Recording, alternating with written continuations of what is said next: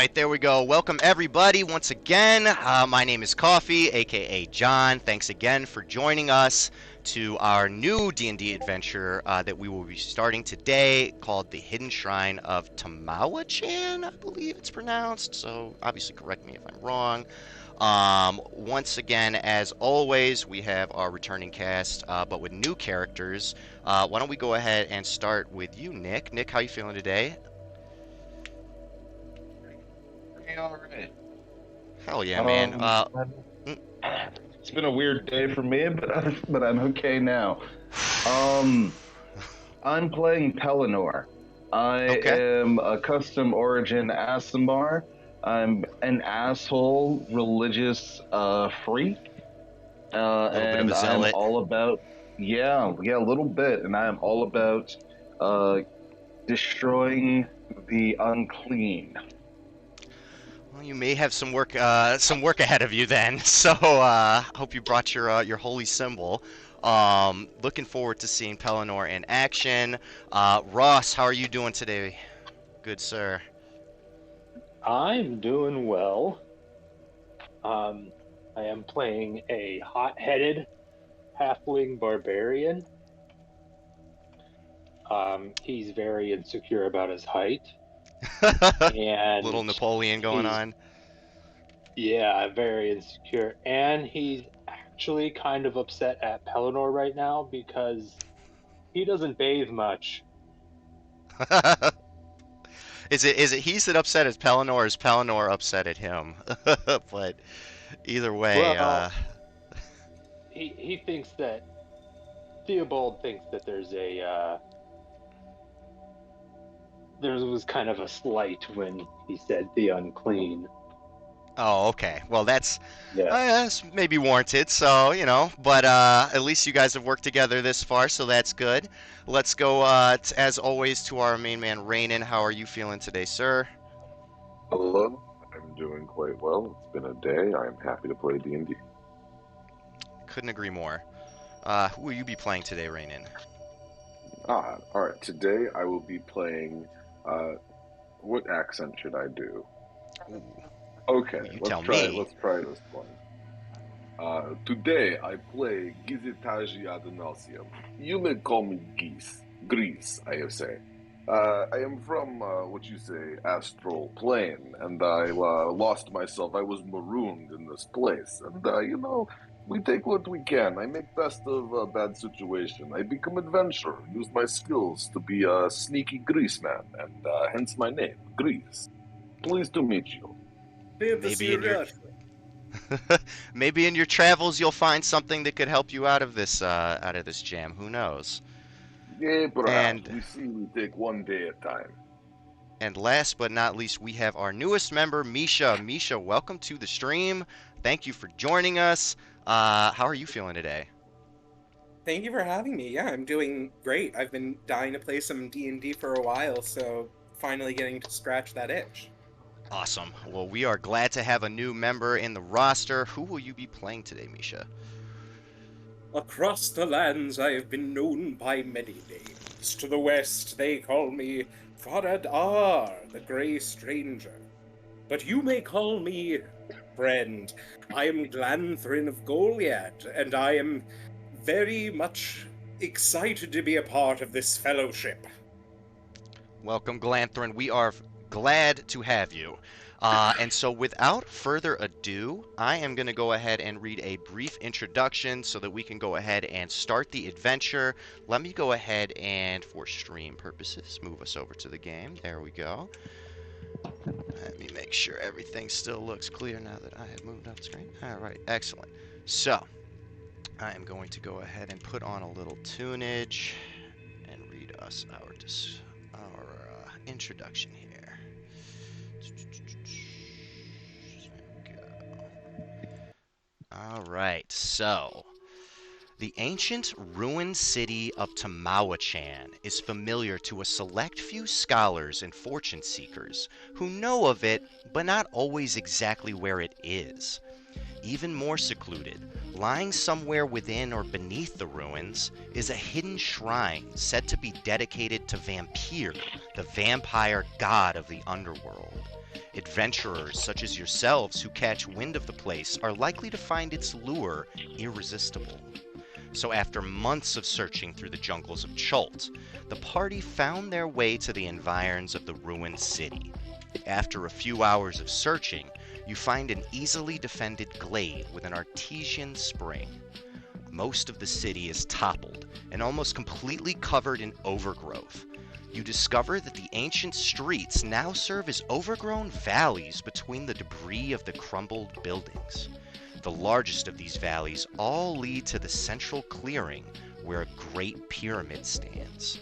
As you head toward the pyramid temple, you tread across cracked and overgrown flagstones, stepping over failed and shattered pillars, pushing aside vines and briars. When you're nearly at the temple, the sound of creatures crashing through the underbrush comes from behind you. You turn around to see people moving through the woods towards the clearing around the pyramid. Then suddenly, the earth shudders and gapes open beneath your feet, and you are falling amid the roar of collapsing masonry. Dust fills the air, and the sunlight disappears as the darkness swallows you.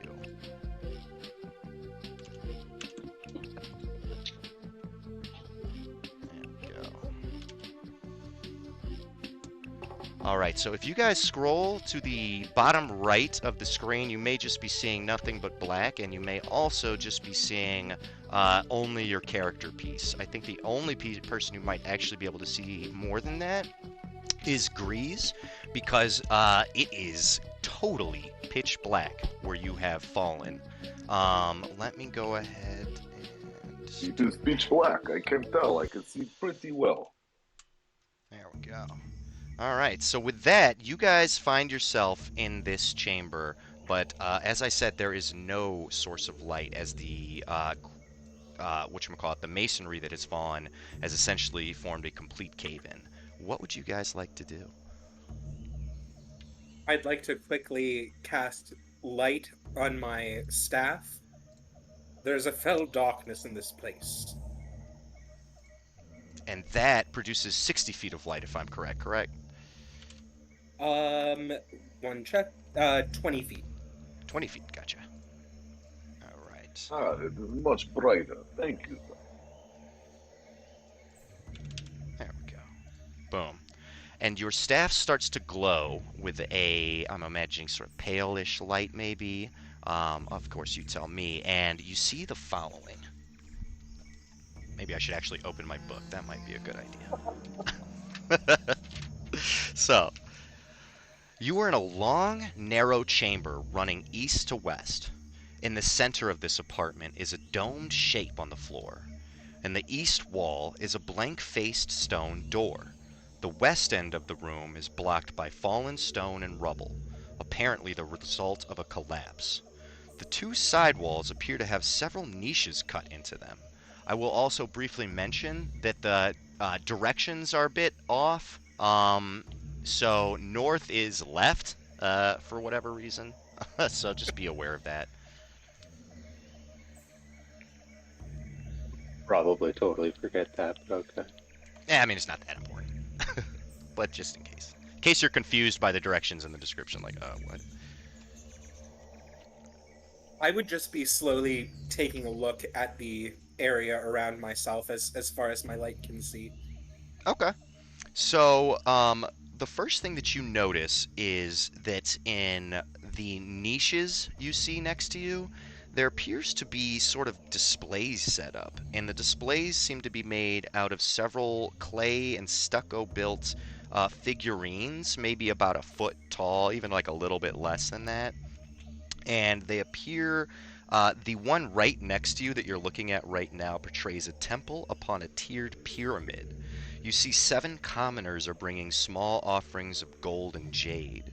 Before the temple stands a sort of cultish-looking man handling a constrictor snake, and around him stand 3 costumed tribal warriors. One dressed as a winged serpent holds a spear, another dressed as a bear with razor claws, and the third represents a coyote holding a torch. So part of my background as a sage is that I'm a researcher. Um, I I must know something about this image.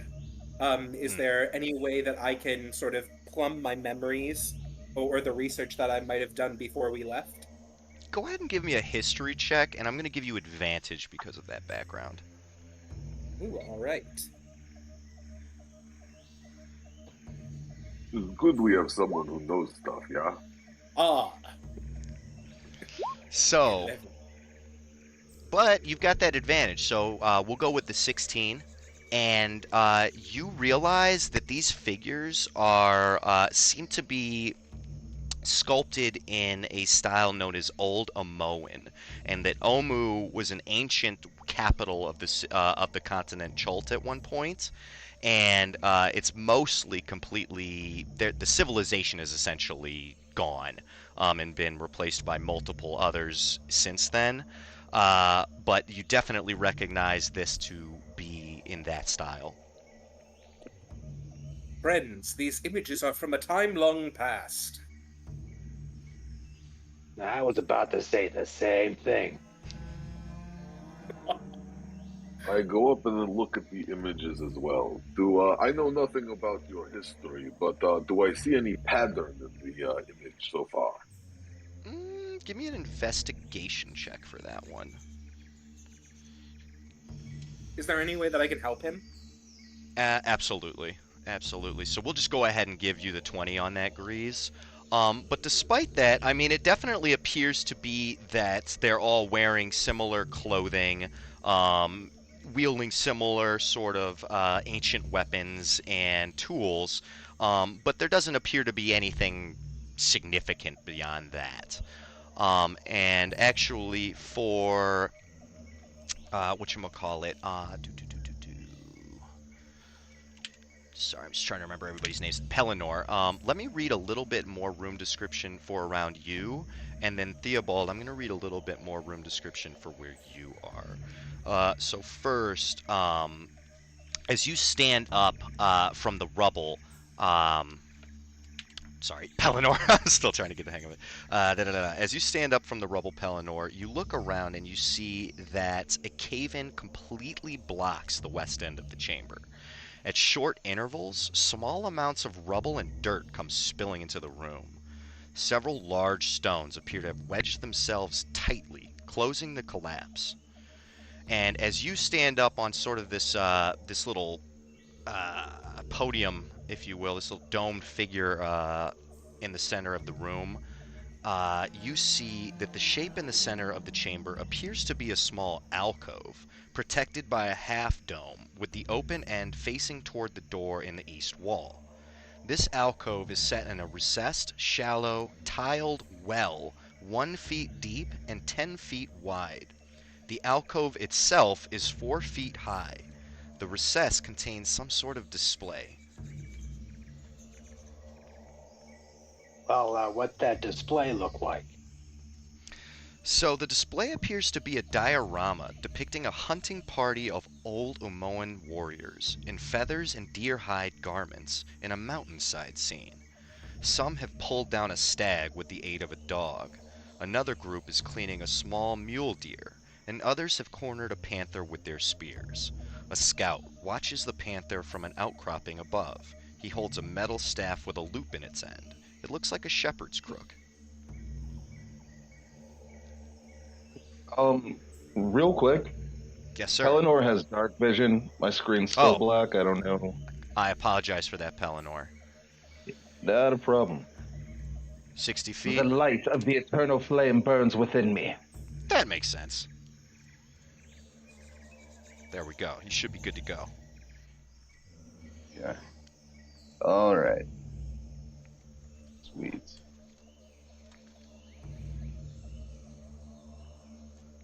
So you said that the shepherd's crook was metal?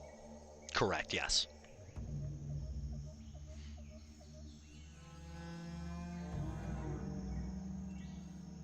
I'm gonna like slowly spin it around in the hand of the shepherd. Okay. So as you attempt to spin it around, it doesn't actually spin, but it does come loose from the figure's hand.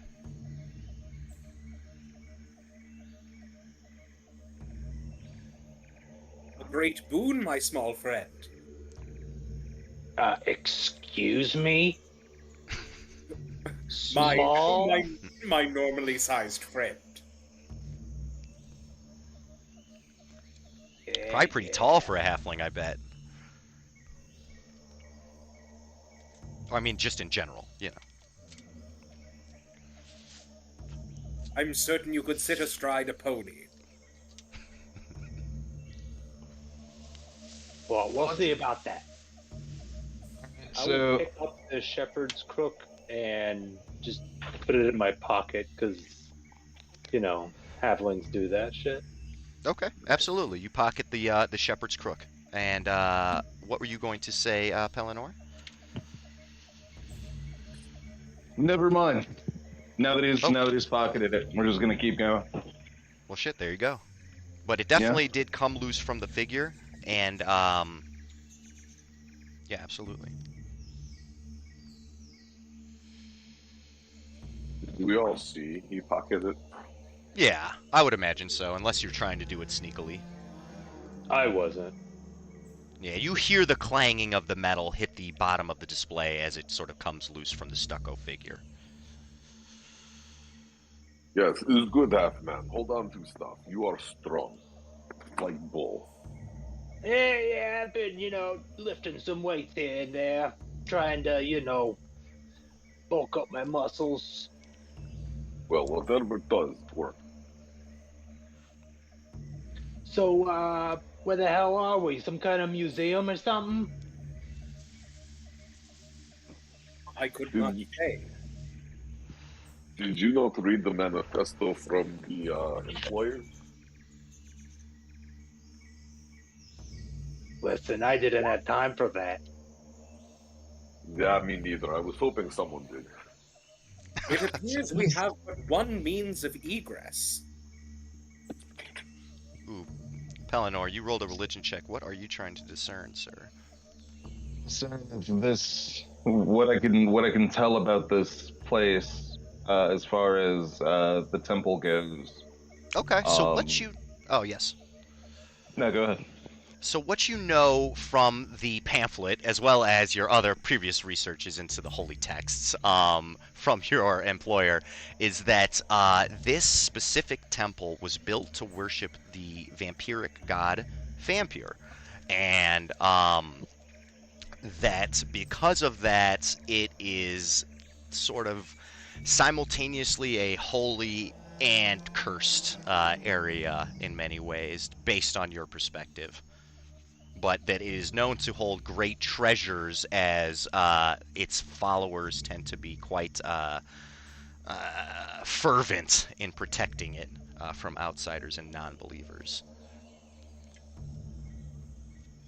Smell of dark magic fills my nostrils. Oh, We yeah. must burn this place and free it from the plague that it contains. And actually, as you breathe in that dank, evil smell, Pellinor, you realize, especially with your night vision and the light that has been granted to you in the area, that there's actually seems to be some type of like amberish, rustish colored,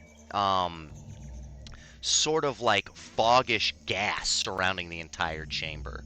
And immediately you can tell that it's just sort of irritating to breathe. What is this ravishing gas that fills this room? We must burn our lungs clean of its taint. No, Having don't moved know. toward the door and seeing this this sort of second alcove, upon Absolutely. looking here, does it seem to be a different image or something similar? It does. So actually, let me first go ahead and describe a little bit more detail on the door, since you were checking it out, and then I'll go ahead and describe the niche for you as well. So the Sure, and door. I'll Oh just yes. quickly, I'll call out to everyone else and tell them, these images might contain some information, some clue as to where this place is or what we might do. Please, investigate these recesses. But yeah, go ahead. Okay, absolutely. So the door is carved with a sun symbol and appears to open into the room. There are hinges on this side and scratches on the floor. There is no visible lock or handle on it, although a slight gap stretches across the top of the door. 8 holes seem to have been bored into the door. They're about an inch in diameter, but nothing can be seen in them. The door seems to be fairly thick. The lintel is arched with a keystone at the top. Hmm. As you check the niche, you see that the display shows a scene showing various forms of crafting. You see 12 commoners are busy weaving rugs and baskets, carving totems, making pots, grinding stones for weapons, and making clothes.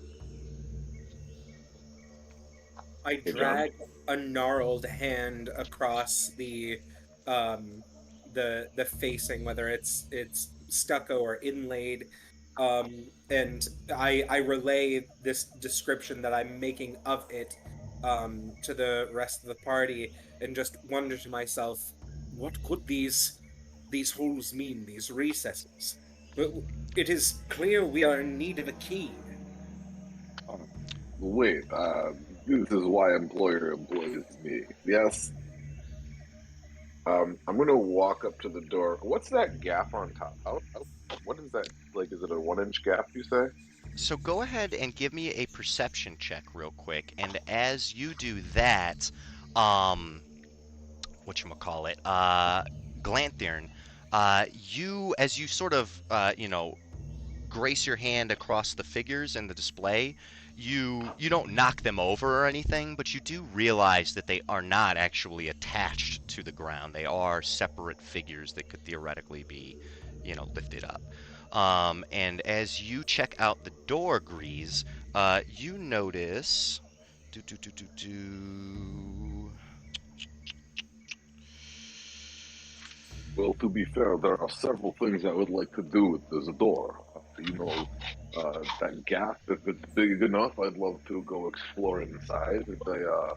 The key areas, I'd love to take looks inside those recesses. I can fit very easily. It's very comfortable for me. And Okay, so the lastly, if the lintel, sorry,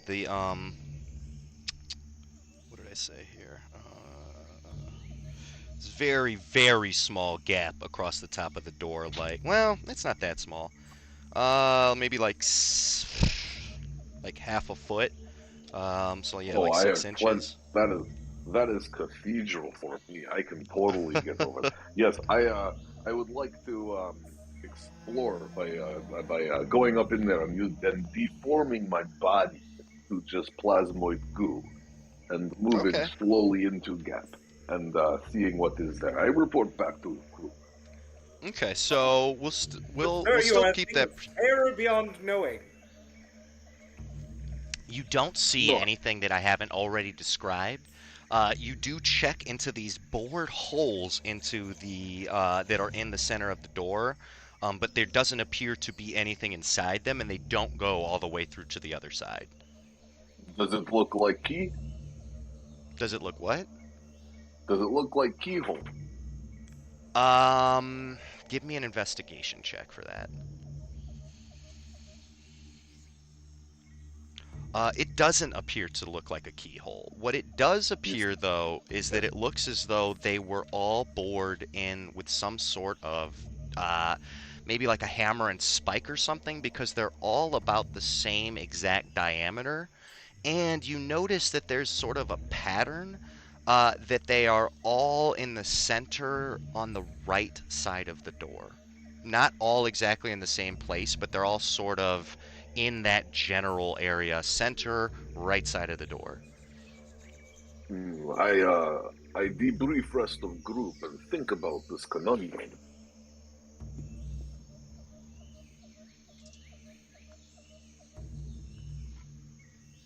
my halfling friend, if my memory serves, you found a small object. Might we see whether this object fits inside these holes in any way?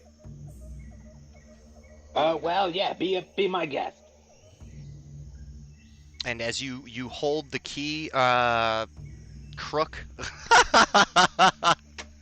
as you hold the piece of metal into the holes, There we doesn't go. fit. Doesn't fit. Nothing happens. So Y'all talking keys got me all mixed up. it was worth a shot. That's all I can say. But perhaps these other alcoves, if there's anyone that wants to examine these. I think it's something to do with like the reaction inside, the change in air pressure. Yeah. So let's see here. Theobald, you check out that niche and find the following. The display depicts the creation of the world. All the statuettes are stylized and obviously non human. These figures don't look like they can be removed. Let's see here. You see one appears to be a god adorned in green quetzal feathers, is mixing ashes with blood into do what seems to be form sculptures of a man and woman, while four towering figures painted red, black, blue, and white are standing about a fire committing suicide with their daggers. Two smaller figures are ringed by the four.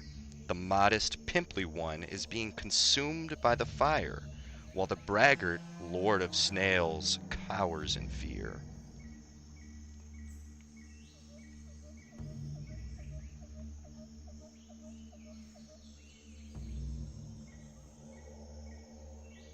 John, Yes, sir. I the description of this door. I'm sorry to go back to it. You said Sure. scratches, and I look at those scratches. What do they look like? Where are they coming from? Give me an investigation check. Ah, yes. Oh, yeah. Damn. So, you infer from the scratches and the way that they sort of arc across the floor that it appears as though they're being caused from the door being opened inwards towards you, with the hinges being actually visible on the left-hand side of the door. Ah, hinges are visible. Um, is there? If you push door, does it go inward, or is it only gonna come outward? You try to push it in and it doesn't budge. You try to pull on it, but there's really no good area for you to get a firm grasp. Oh, all right. I debrief rest of group. If we can figure out how to get good grip, we open. Like that scene where in whichever movie of the Lord of the Rings, Gandalf goes to that library and starts like just frantically searching through records. I'm Mm-hmm. going to go around to the rest of Yes, the these libraries of Gondor. recesses, and just try to collect as much information about what they're depicting and whether there might be actions within these images that like either we're meant to replicate or to take some information from. So go ahead and give me an investigation check, okay? And as you do that, I will just sort of briefly, without even a check needing to be made, sort of describe the six niches just real quickly, because they do clearly all seem to sort of indicate like a theme. So starting at the bottom left and then going clockwise, Mhm. you see a river scene with commoners fishing, followed by looks like a farming scene of commoners planting corn and harvesting wheat while tribal warriors stand guard.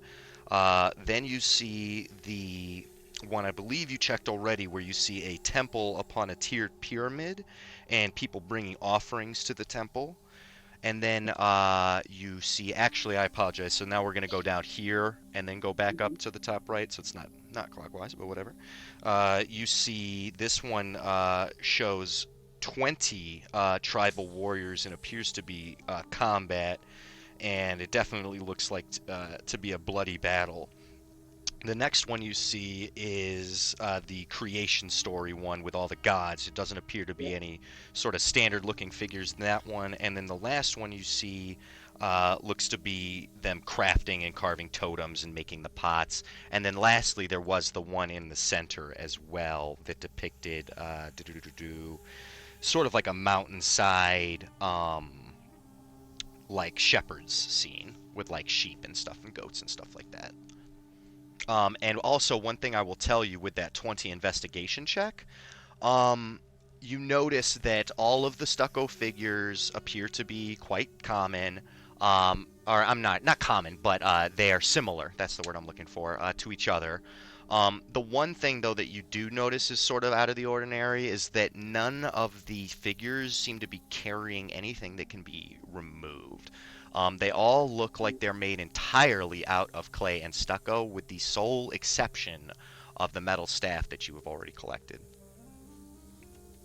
I see, which makes it seem interesting. I wonder, um, not to metagame and be like, have we figured everything there is to figure out about this fountain? I'll try not to do that. Instead, ignore that question. Um, You're fine. Gosh. Okay, well, I've I've done my bit for now. I've explored these stuccos and I'm just going to sort of like be on my own, muttering to myself, trying to figure out how I could possibly put this information together. Just like, oh yes, yes. The whispering half of Gandalf, as opposed to the shouting half. He only Okay. has two modes. Okay. Pellinor, what are you thinking as you see all of this and take all of this in? Do you have any thoughts or ideas about how to get out of here? Heresy. Damnable heresy. That's all I see. None of these depictions of us of the Lightbringer. None of them show the true creation of this earth. I was gonna say, I imagine that the creationism one maybe offends you a little bit because it's clearly not like the right gods, you know. My soul. It is like a flame in my eye.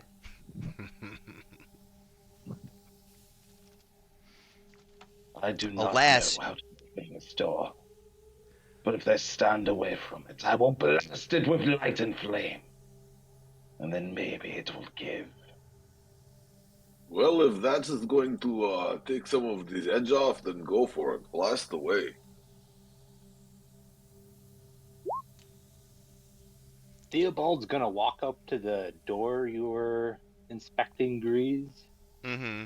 And as you do, hold on, let's see here. It looks like a firebolt's hitting it. Is that correct? Looks like a shitload. Okay, I don't think there was meant to be that many. I'm assuming. But even a 10 hits the door. So as you walk up to do whatever it was you were going to do to the door, you see a bolt of fire fly over you, hit the door square on in the middle, and it doesn't really seem to do anything to the what looks to be heavy stone. All right, you hear Pellinor scream in rage, and he just there's just a bunch of fire bolts just being launched at this thing, and then a couple word of radiances, and it's all cantrips. He's sacred flaming this door. He's just fucking going off on this thing, and it's kind of like this dude really needs to chill a bit. Is Oh, Theobald just you're walking right, friend. underneath? Is Theobald just walking underneath all of these unimpeded, like Yeah. He's towards the door? So what are you gonna do to the door as he finally relents? I'm imagining as he sees you, kind of blocking the door. All right. So Theobald spits in his hands, and he Okay. looks back at oh, what's your name, Nick? God, sorry, Pellinor, Grantham, or Glantham? Pellinor. He looks back at Pellinor, and he's like, we gotta use some brawn on this one. So I'm gonna look the see where I can put my like little gripey fingers to grab a hold of the door and try opening it with some brute strength. Wait, here, Okay. take this. I hand him a crowbar. Okay. So you let's see here. You grab the crowbar, right? But unfortunately, there's not enough space in the cracks between the door for you to fit it. There is the sort of 6-inch gap between the keystone of the door and the lintel, but you're not able to get the leverage you need from that angle, unfortunately. You could give me an athletics check, but it's actually gonna be disadvantaged because of just the severe lack of handhold. Also, could anybody meta? If anybody's watching the stream, could you tell me are you guys muted? Let me see here real quick, because that's what I Oh, got I a just message I in here. muted quickly. No, I'm just saying, and I got a chat person saying that it's muted. Oh, is it looking good, Rainon? No, I was just seeing that right there. I'm turning on the sound. Oh, okay, sweet. Can you talk? Yeah, yeah, yeah. I'm talking, talking, Yeah, talking. It is yeah. No, muted. I got you. No, No, no, it it's not is. muted. I can hear you. Okay, good. Maybe that's At from least I can earlier. hear you. I don't know if there's Oh, but you sound can't or hear you anything. though. Hold on, let me. I'm not gonna talk. Serena can hear you. Okay. All right. Well, we'll get back to it. Sorry, guys. I just want to make sure that they can hear you too. Right. Okay. Swag, swag, swag. Love you, baby. All right, there we go. So, onwards we go. I apologize. Where were we? Sorry, I rolled Theobald a whole was. bunch, but the Oh, top shit. two.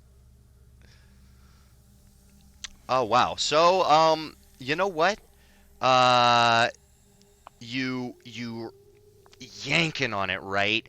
And it's like, you see little bits of dust, and it's like, damn, you can tell that the door isn't even necessarily locked. It's just that it is a big ass door, and you're so close to moving it, you fail to move it. If only you had a better grip. You're like positive you could. I can give him guidance. I mean, I don't know if it's going to be enough. let's It see. is. Let's see. It It's not seems gonna it is stop me. not necessarily. Yeah, just try. Yes, try. Let's see here. Okay. So, give me 1 second while I It read something only here. it only gave me a 20, so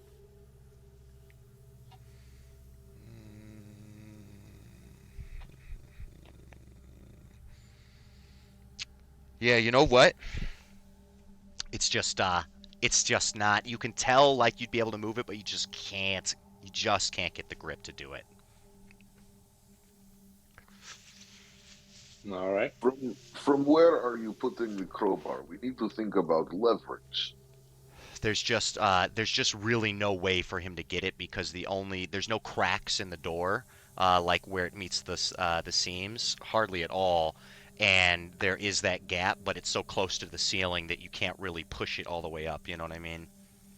Yes. Um. hmm. What Is there about like where the Hmm. hinges are? Is there a gap over there? It's sort of you see that it's sort of like curve or not curve, but I'm trying to think. It's like a right angle of stone, so you can see that there's sort of like a little gap in the wall for the hinges, but there's because of that there's like no room between essentially. So really there's just Are, not. are the is there hinges? is there a way that I could like leverage my knowledge history and try to like find the common motif between like the statue in the center, the 4 or 5 frescoes that we've been able to see, and the door, like a way to um thematically understand them using Sure. like intellect or knowledge in some way to try to figure Mm-hmm. out like if there is a clue about all of the things in this room that we have, how we can Mm-hmm. leverage that toward the door. Give me an investigation check. Absolutely. Okay.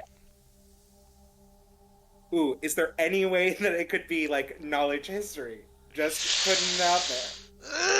Let me think. If absolutely no, sure. I, I'm I just will saying, like, let you I'm I will trained. let you give me a history check, but it may give you a different result than an investigation check. Ooh, oh man, that's really good. Okay, well then I'll go investigation, and you know what? Like, this is literally Glanthrin is going up to everything and trying to examine it so closely to try to find some way of connecting them. All right, absolutely. Give me a check. Ooh, terrible. Oh, Never you're mind. like, you're positive that they're statues. 100%. It's true. Dang, man. All right. But no, I will say this. You cannot deduce any connection between the figures in the door. Okay, sure. Can I see anything in the room that looks like it would fit into the holes of the door? You said there's 6 holes? Um, 8. I think there was 8, yes. 8. There's 8 doors, and they're all sort of centered around. They're not in the exact same position, but they're all sort of. Imagine it was a shooting range. You know, the bullseye, and somebody's just sort of kind of trying to hit the bullseye. Would be center of the door to the right, and give me a perception check to see if you can see anything. All right. No, Mm-mm. wonderful. Nope. Uh, John, I have a question. Absolutely.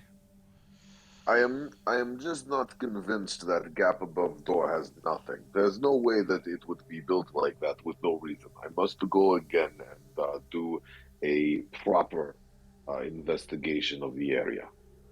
I'll give you a perception since you're trying to Can see I if there's something there or feel. Yes, sir. want to guidance? You know, if I could have guidance, Hmm. if Glandrin, if you could put your light up here so I could see, it would help me and maybe give me more advantage in looking for things with the guidance you say. You know, how do I look for things? That is good to know. Allow me to aid you, you terrifying beast. Well, I don't. Go You ahead and know, go thank ahead you. and take the guidance, and we'll give you advantage. Woo. All right. You said perception. Yes, please. Good. Oof. Oh, and I do Okay. D4 as well. D4. So that is 27 on perception check. I mean, that's hard to So argue against. you kind of kick yourself with your pseudopod as you sort of creepily, eerily lurch across the keystone and lintel, and you're sort of prodding with your little, pseudopods, and you realize that there was what appears to be some type of keyhole at the top of the keystone that was blocked by just a little bit of debris, just a little bit of loose stone. You crumble it Ye- aside, revealing the keyhole. Yeah, teamwork. See, this is good. But do we have key? A Ooh, friend, the halfling. the halfling. Theobald, what do you have for Check your key? metal piece. Well, it didn't work last time. I'll be damned if it works again, but here you go. I'll send down my gross pseudopod to grab it. Ugh. Gets all slimy and gooey as you put it into the keyhole and twist it, I'm imagining, with your little pseudopod. And as you do, the door sort of very abruptly pops open, revealing a hallway behind it. Da friends. Teamwork. That is the name of the game here. Молодец. Yes, I don't speak that language. I speak English with accent. See, Excuse me. You have to forgive me. By trade, I'm a Slavicist and a Russian teacher. Nostrovia. I think he Nazdrovie. says Das Vidanya after he That's Vidania. suplexes a Yes. bear in Street Fighter. Well, listen, you tell me things to say and put them in the chat. Tell me how to pronounce it. I will say those things. Oh, hell yeah. This is great. We've sort of established that I don't know if it was in this one or a different group, but that Thayan people from Thay sort of have a Russian accent from time to time. I will Um, keep that in mind. so let's see here. As you guys reveal this hallway behind the door, you push the door, or I'm sorry, you pull the door towards you, and it scrapes against the floor, revealing the following. The stone walls of this corridor are carved to resemble a stack of bamboo like logs. The passage slopes down from a single door on its western leg, the entrance, the lintel of which has been crafted to represent a stylized cavern entrance. It leads to double doors of beaten bronze, worked to resemble a forest of seaweed. And you find that across from your current position, Grease. Ah, yes, I relay this information to rest of group.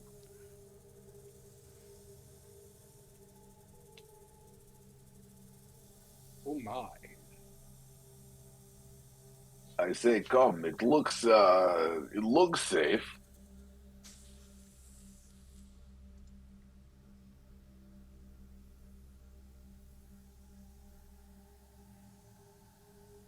All right, Uh, so I'm going to.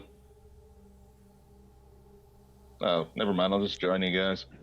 Well, shit. Here's real uh, quick. Since we're on the move, let me interrupt everybody and just let's go ahead and establish a marching order, and whoever is in the front will just use their token while we're sort of moving around, at least room to room.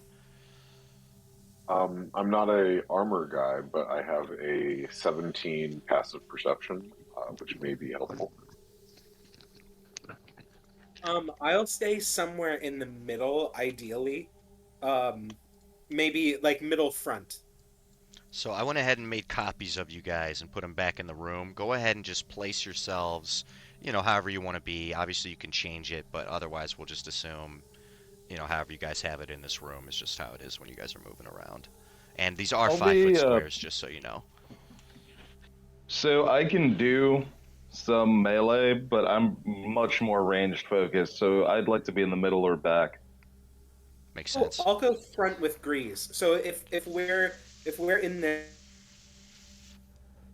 square, I'll take top left. Unless Ross, you are super wanting top left. Wherever. Okay, cool. I'll put you top right. I'm assuming you want to be up in the front, Ross, and then that makes sense for the squishier guys to be a little bit in the back. So that's what we'll go with. But let's just, whoever wants to, let's see here. Let's go ahead and just say that Glantherin's the group token for whenever you Okay, guys cool. want to Yeah, just move. I'm cool So with just that. I'm go, basically a glass cannon. and essentially, I'm just gonna say, just go ahead and move, move your figure, or move your, you know, just move it, and I'll tell you what's going down.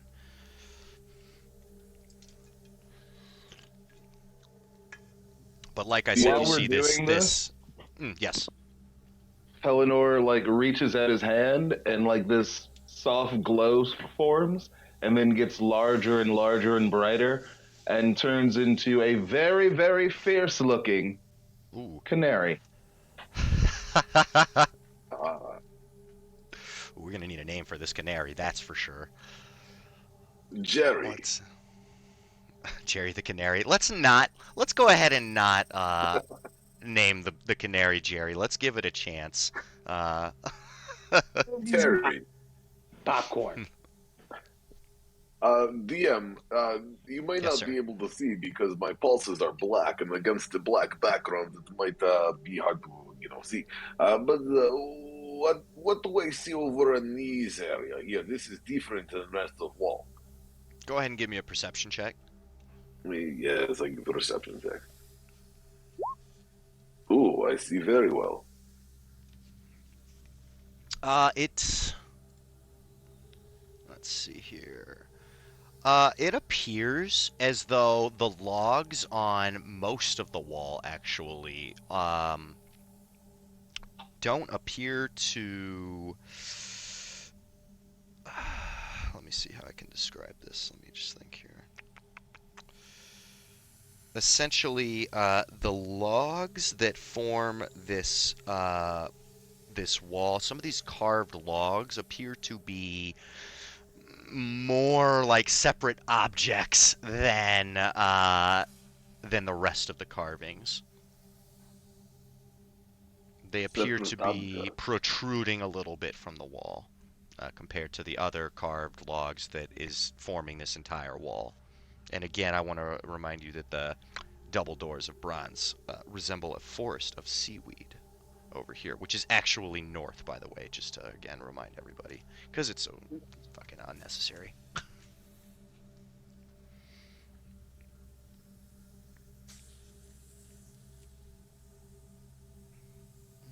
So I'd like to inspect one of these labs. That's what I And wanted to do. I'll assist him. All right, give me a I, perception check. Anybody that wants to. Okay. What are you checking again Oh. exactly? And I apologize. What were you saying? I wanted to investigate these logs. Okay, give me an investigation check for the logs, see what you can decipher from them. The rest of you Well, are I giving me already- perception checks. Let's see here. Where is it? Oh, okay. And you got the 16. I got you. Okay, so yeah, actually, let me give you that first because I didn't see that. I apologize, and then we'll get to the perceptions. It appears as though it looks. I'm just gonna straight tell you. It appears as though it looks like these logs could potentially spring out of the wall. is trap. And you guys did get good perception checks, so whatever you want to see, you're just tell me, and you shall see it. Look for trigger. Theobald, this is extra excellent for you to see, and Glanthorn, you probably notice it as well, but Theobald, this is just like a no-brainer for you, because it's right on the floor. It appears to be a pressure plate on the ground, and it appears to be, let's see here. Let me just draw a shape. That'll be the easiest way. But it's essentially right here, and it crosses from the entire wall, so it's both tiles.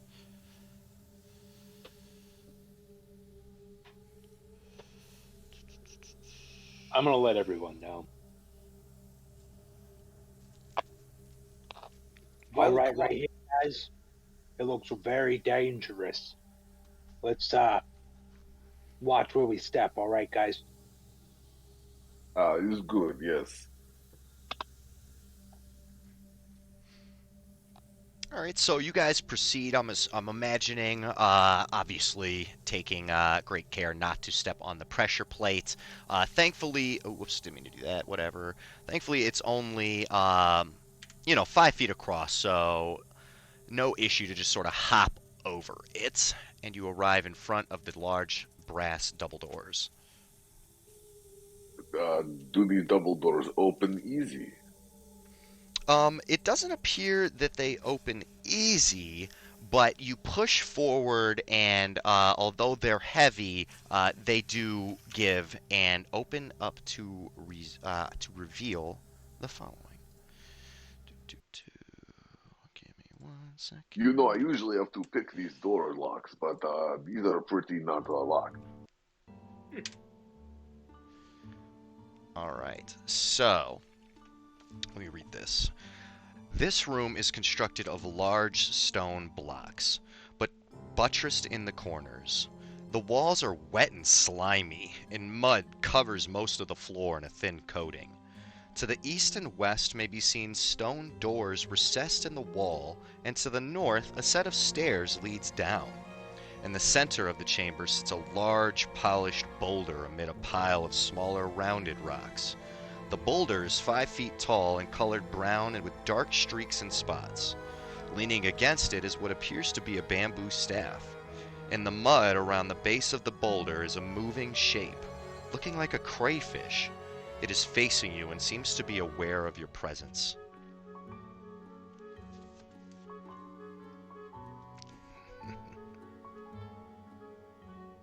Hello, crayfish. How And big the is the crayfish? The crayfish, Let you us see, see your it face. looks it looks kind of small, but then it looks like maybe it was kind of uh, pressing itself down against the ground because when it pops up out of the mud, it's pretty fucking big. You've never probably seen a crayfish this large. And not only that, but it seems to be sort of, for lack of a better word, gyrating kind of vigorously towards you, waving its claws in an aggressive manner. And most shocking of all, it begins to speak, but in Old Amoan. Does anybody speak Old Amoan? I I I doubt can. that. I have comprehend languages, but it's as a ritual. Okay. Can anyone speak it naturally? If no, then you hear it say, actually, that's probably not what it sounds like. I honestly have no idea what Old Oman sounds like. I'm more thinking what a giant crayfish sounds like, so maybe it's doing a bad accent, but it's making, it's clearly speaking a language, and it seems to be pissed. Well, is this a gigantic crustacean creature attacking us? Because if so, we should probably put it down. So it I doesn't would appear agree. to be attacking you. It's like kicking mud at you with its tails and just be like, just like sort of like, like a peacock, like it's just trying to get in really big in front of you.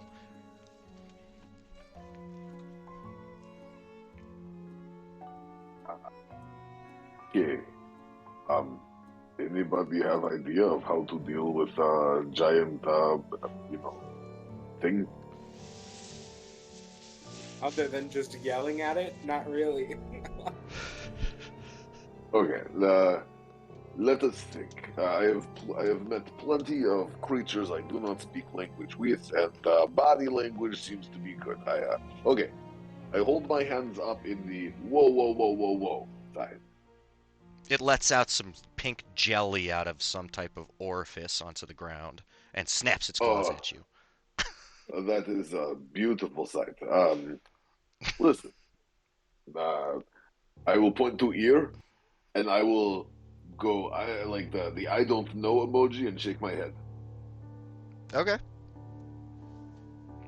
It is. I will say this though. It is clearly speaking a language. Like this is not. It's making distinct sounds with Oh, its oh, whatever. I think You don't know. I You don't think speak it, but you can discern that.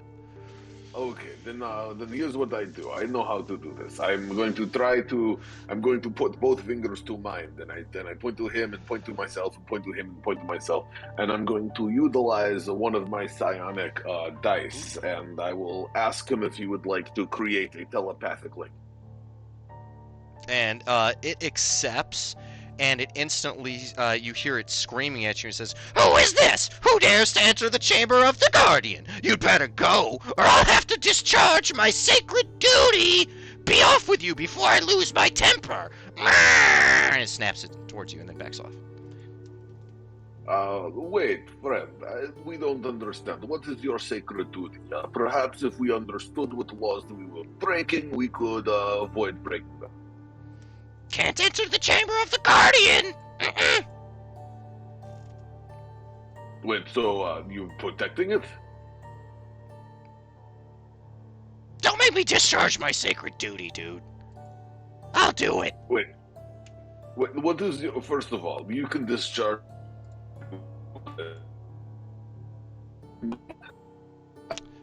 You're cutting out a I'd little like bit.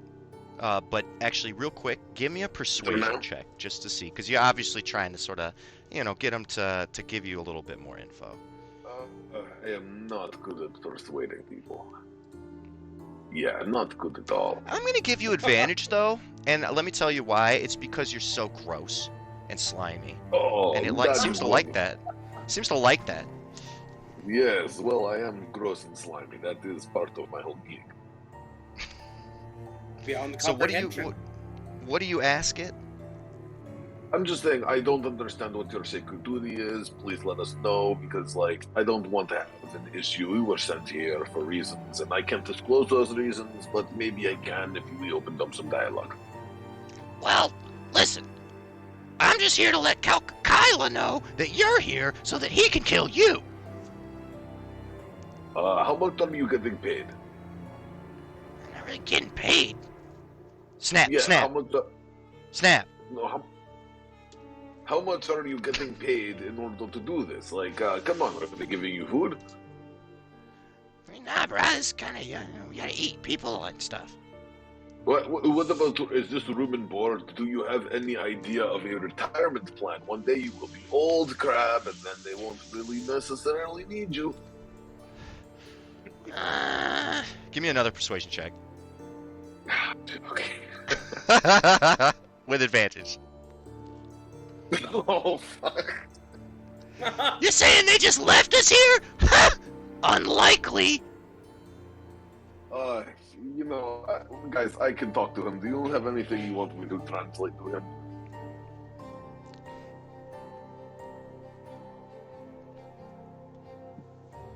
He You kicks a may let him shitload know of that mud he into is your a face, by the way. terrifying, nameless beast of the dark. My friend says that you are very beautiful and kind. um, how visibly upset are you, Glanthrin, at the display of I this mean, crayfish? it's more like a recognizing that there are evils in this world beyond comprehension, and I'm traveling with one. And so really, you can only do so much. Okay, okay. Well, he does look pleased at your at least uncomfort. It seems to be pleased with that. Um, However, he really doesn't seem to believe you, Grease. That is. Shall we do this the old-fashioned way, gentlemen? Oh yeah, I was halfway to brandishing a sword. Yeah, let's Listen, do my it. friend here has something he wants to say. Well, get it over with, or I'll have to discharge my duty. Oh, yes, discharge away. Snap. Well, if you're gonna discharge any duties, don't do it by me, all right? Listen, it seems as though you are an immovable object and we are an unstoppable force. So it is time we find out what happens when they collide. It stands and it hears you say that and it says, Calcutta! And it swims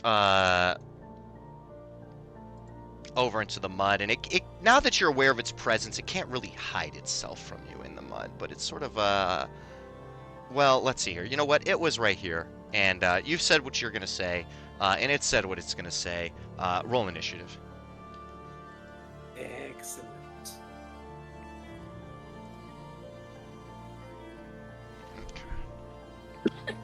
Just kidding.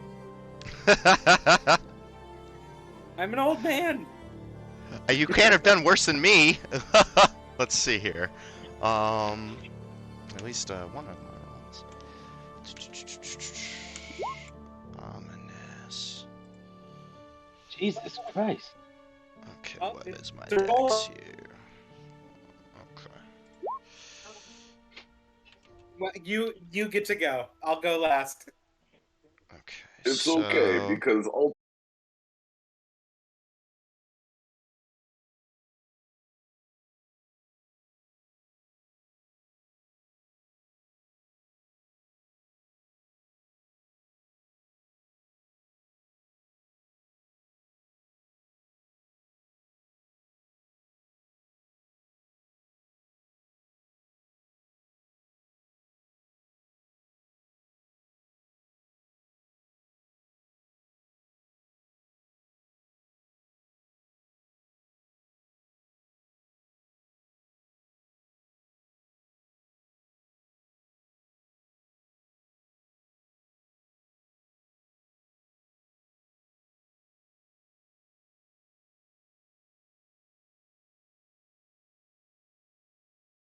fling my fingers at it and touch my force, and they break off, and they actually go and they hit it, and they are Okay. incredibly gross.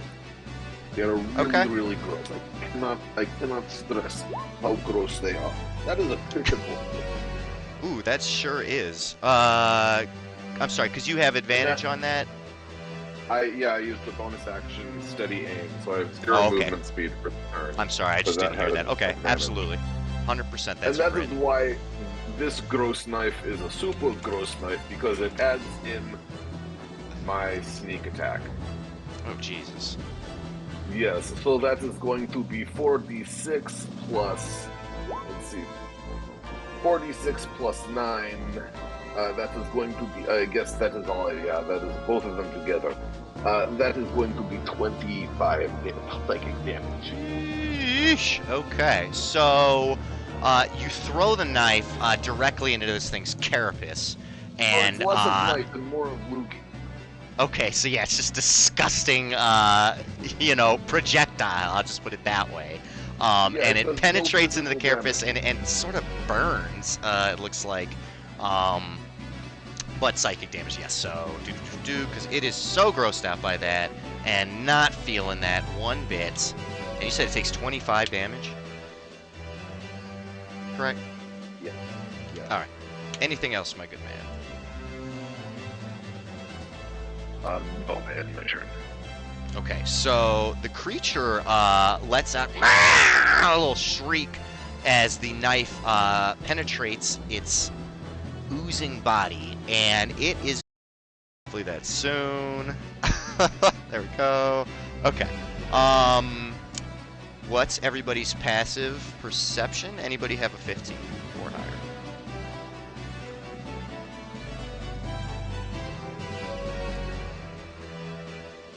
I have Oh, a 17. no, Yeah. I think he's saying it's correct. All right. Anybody with a 15 or higher sees this thing sort of crunch its body and sort of press itself into the boulder. And to some of you, it may sort of disappear out of sight. For others, not so much. But it is clearly attempting to hide from you guys. My thing is screwed up. But it is going to end its turn, bringing it next to Pelennor.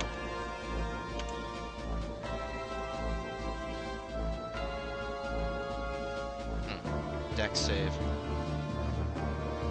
Alright, so first, can you still see it, sir? Do you have a 15 passive?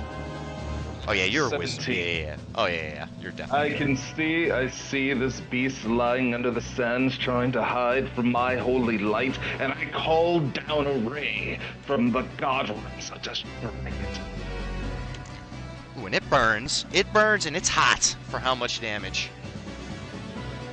Oh, 8. I see. radiant damage. Excellent. Okay, so it's sort of flailing around in the mud, and as it does, it's flipping up mud all over the walls, and it's probably kind of splashing on you guys a little bit as well as this boulder. It lets out shrieks of pain, but still appears to be moving. It's obviously, though, no longer hidden. Anything else, sir?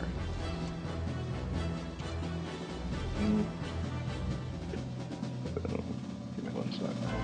No problem. No, that's gonna be it. Theobald, you see this thing start lurching and lashing out in the mud. What do you do? Can you hear me? Yes, sir. Alright, good. I'm gonna make my way over there. Okay.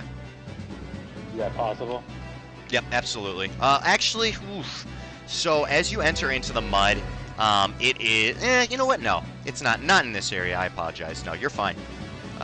What is that? 5, Okay. 10, 15, 20. Well, what's your movement speed? 35. 25. 35. Oh, yeah, 30. you're a barbarian. Whoop. Voila, you're good. Alright, I'm gonna pick up my mighty axe. That I actually do not have equipped. Oh, no. Here, do you need me to drag it? And- No. But I will attack him. Let's see it.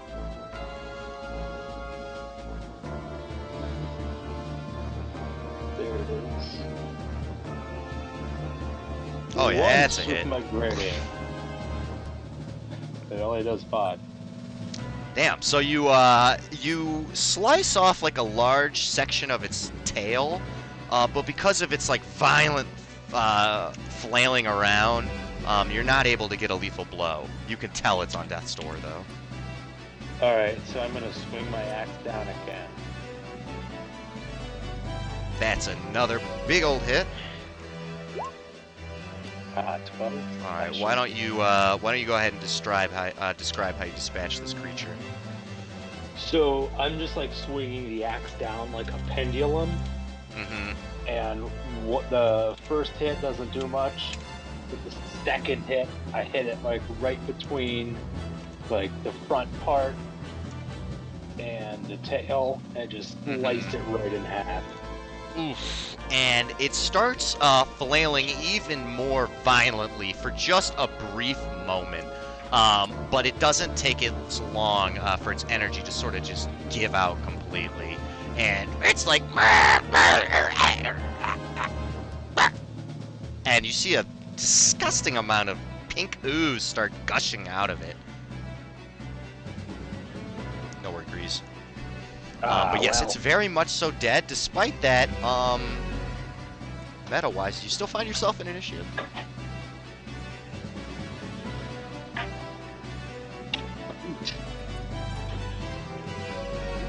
Anything else? So I reattach like my axe to my back. I like clap my hands together. I'm like, well, that's that. I will give you inspiration for your confidence, sir. 100%. That seems appropriate. And yeah, it seems to be like you're in no more danger, Glanthrin. What do you do? I'll just enter into the room my amount of distance and just start looking around and making sure. Give me a perception check as you approach into the room. All right.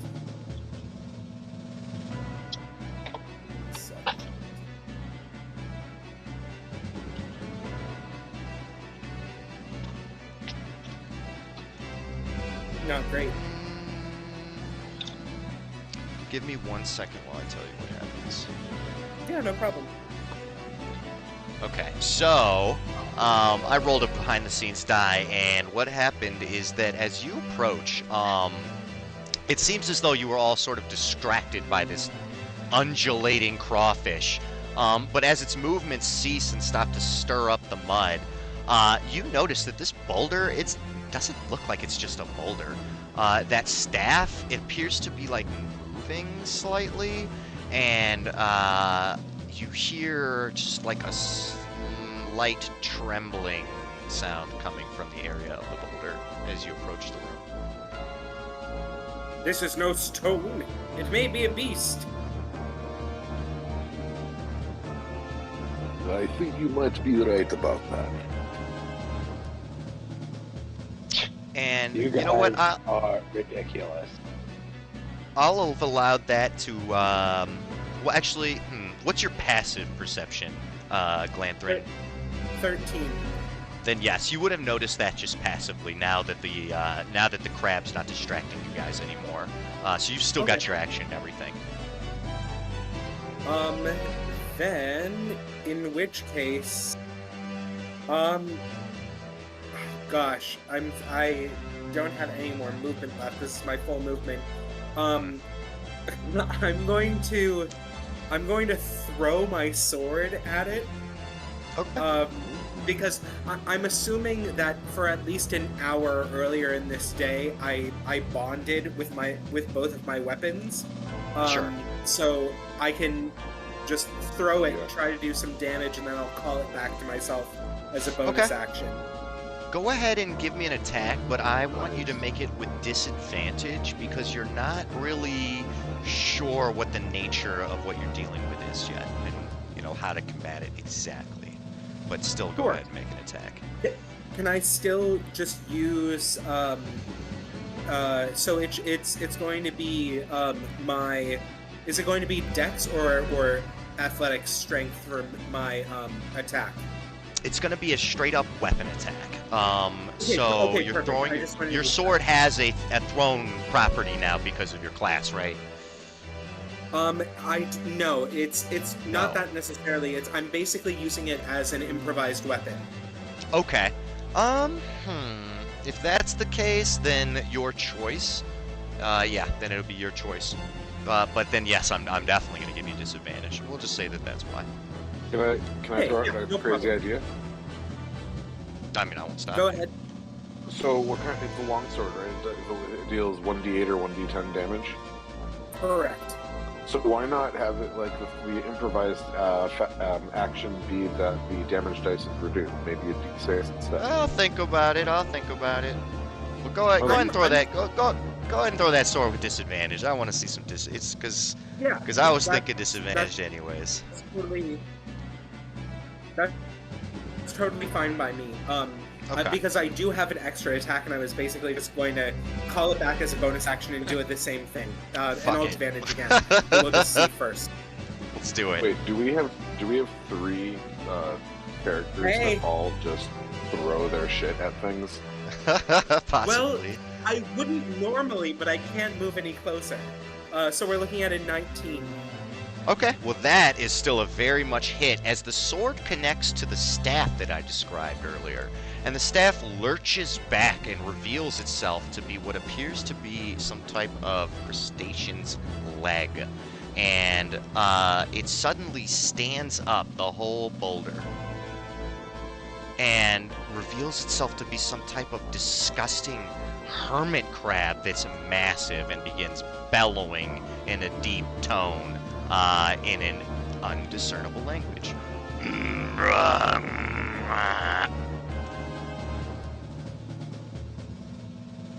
Was I able to do any damage with that? Yes, sir, I apologize, but yes, that was a hit.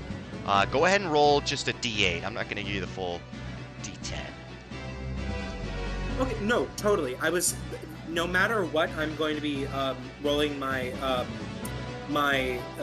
weapons as single-handed because I'm dual wielding. I took the Okay. dual wielder feat. That's badass. All right, yep, absolutely. That's going to go ahead and do full, one-hand damage. Ooh, excuse me. Not bad. Not bad. So the creature lurches up and sort of reveals itself. Apparently, the artists of this module didn't feel inclined to include art for this creature, but it is a large hermit crab with a fucking boulder surrounding it, and it's revealed itself. And this bamboo staff that I described is no such thing. It is, in fact, one of many of the creature's legs. It is hurt, but it appears to be a big boy, and it looks like it can take it. So I'm going to use my bonus action to recall my sword to myself, and I'm going to throw it again. All right. I'm Go ahead again and, doing this at disadvantage. Yes, exactly. I apologize. No problem. Ooh, Ooh, this 13 one hit. bounces off the stone as you weren't maybe expecting it to move like this so suddenly. So you're sort of taking aim for a similar thing, and all of a sudden it lurches upwards and it hits the stone directly and just sort of bounces off.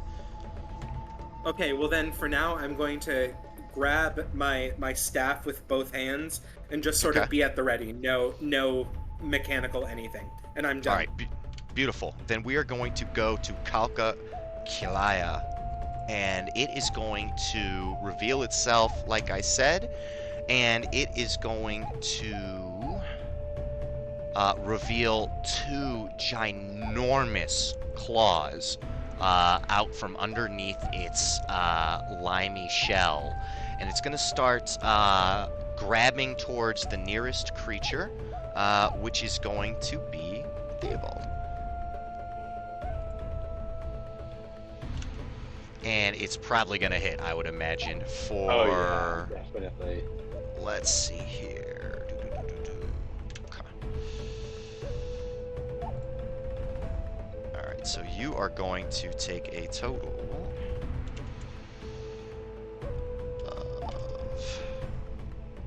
Man, it's taking so long for my dice. Oh, well, there you go. That's not too good for me, but excellent for you.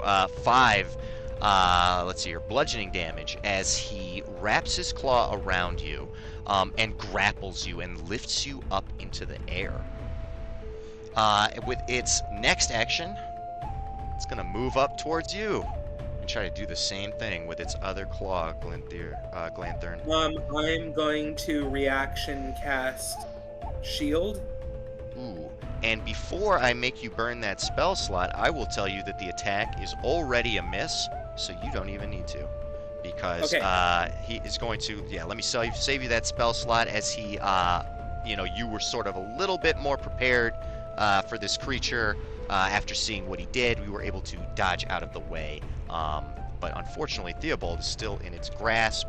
It is going to, let's see here, use its bonus action to go ahead and only keep its claw out that's holding Theobald, and it's going to retreat back into its bouldery shell and end its turn, bringing it back to the top degrees. Okay, so I take this time to say, with just as a quick meta, you wanted to do some sort of like color and animal. Considering all of us are thrown. Oh, you cut out for a second right after you said considering all of us. Can you hear me now? Yes, sir. I am thinking. At least to me you did. I don't know. Hey, real quick, sorry to interrupt you. Did it cut out for anybody else? Just for curiosity's sake, I know it sometimes just cuts out for me. Is that what happened? I was good. Okay, so it is just my end. God damn it. Okay, anyways, continue, sir. I apologize. So, my suggestion is that the animal we choose is a chimpanzee for its tendency to throw stuff. Anyway, moving on. So I will attack the Kyle. It looks like he has withdrawn into shell. That's correct. Yes, the only visibly exposed section is its claw now. I will use my cunning action to look at any sort of little areas that are small and I can get in, and I'm going to spit a loogie into my hand. And then Okay. I'm going to line it up, and I'm going to throw it with just such a force. And it is going to be A hit. 21. Yep, that's a hit. That's going to be 20 psychic damage. God damn. All right, so the dagger sort of bounces off the bottom of the mud and goes underneath the boulder, striking the creature for 20 psychic damage, and it bellows in a deep growl. Anything else, my good man? No, but I will outgross this creature eventually. Just takes time. Then it would go to the crayfish if it was still alive, but it's not. Pellinor, you are up.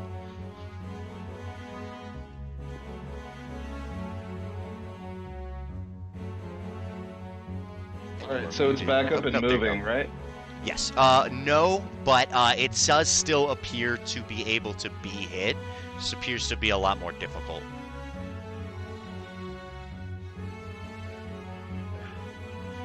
I'm going to, oh shit, let's do one of these. That was a Okay, con save, right. by the way, to hold on to Theobald, and he did. I'm sorry, So, sir. What did you say? And also, by the way, if I ever just like rudely don't address you, it may be because my Discord is being choppy because it's fucking stupid. So, anyways, I apologize. What were you saying, sir? Does a 14 hit? It does not. Oh, I'm sorry, I didn't even see that. It does not, as the fire bounces on the rock. Does not connect. Because I get 3 of these. Oh shit. Well, that third one definitely does. So the first 2 rays sort of melt a small hole in the stone, allowing for the third ray to collide with some extra particularly soft flesh underneath, dealing how much damage? Ooh, 15. Yeah.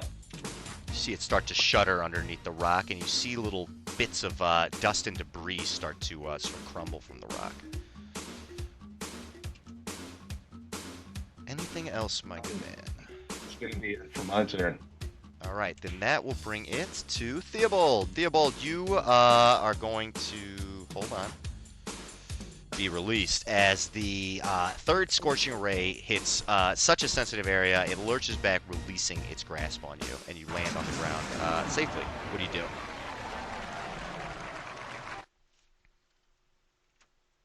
Okay, so I can tell you what I would like to do, Okay. and you could make me roll for these things.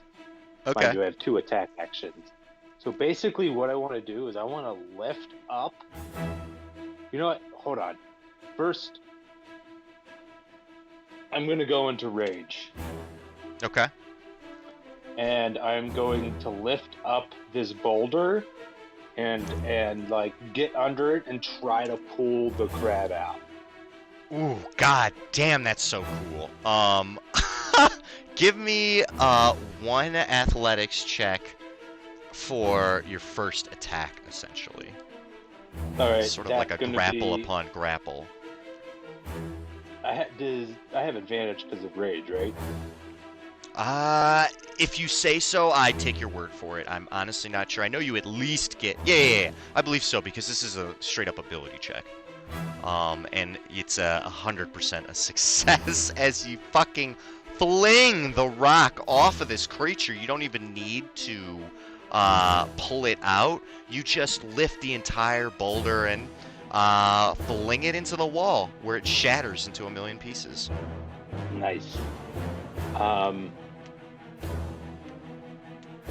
I will take my axe and basically just chop down on whatever I can hit. But I would like to be very reckless with it. Absolutely. So go ahead and roll that with advantage, sir. And let's see what happens. Also keep in mind that you are raging. That's a hit.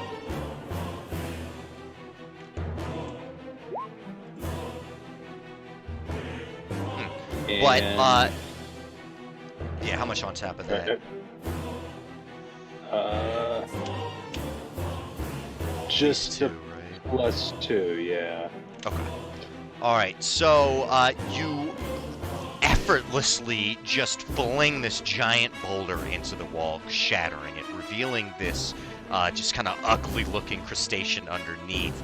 And you lay into it with your great axe, but despite the thing being exposed, it's still fucking huge, and it barely is able to do much damage. That being said, it's gushing a decent amount of blood out of its various wounds. I will remain right next to it. So Glantherin, you sort of duck as he, I'm imagining as he fucking heaves this boulder over your head, revealing this creature. What do you do? Howl Decapult, you shall taste the sting of my blade. And so in another just quick bonus action, I'm going to call my sword back to myself. And I'm going to take just 2 attack actions.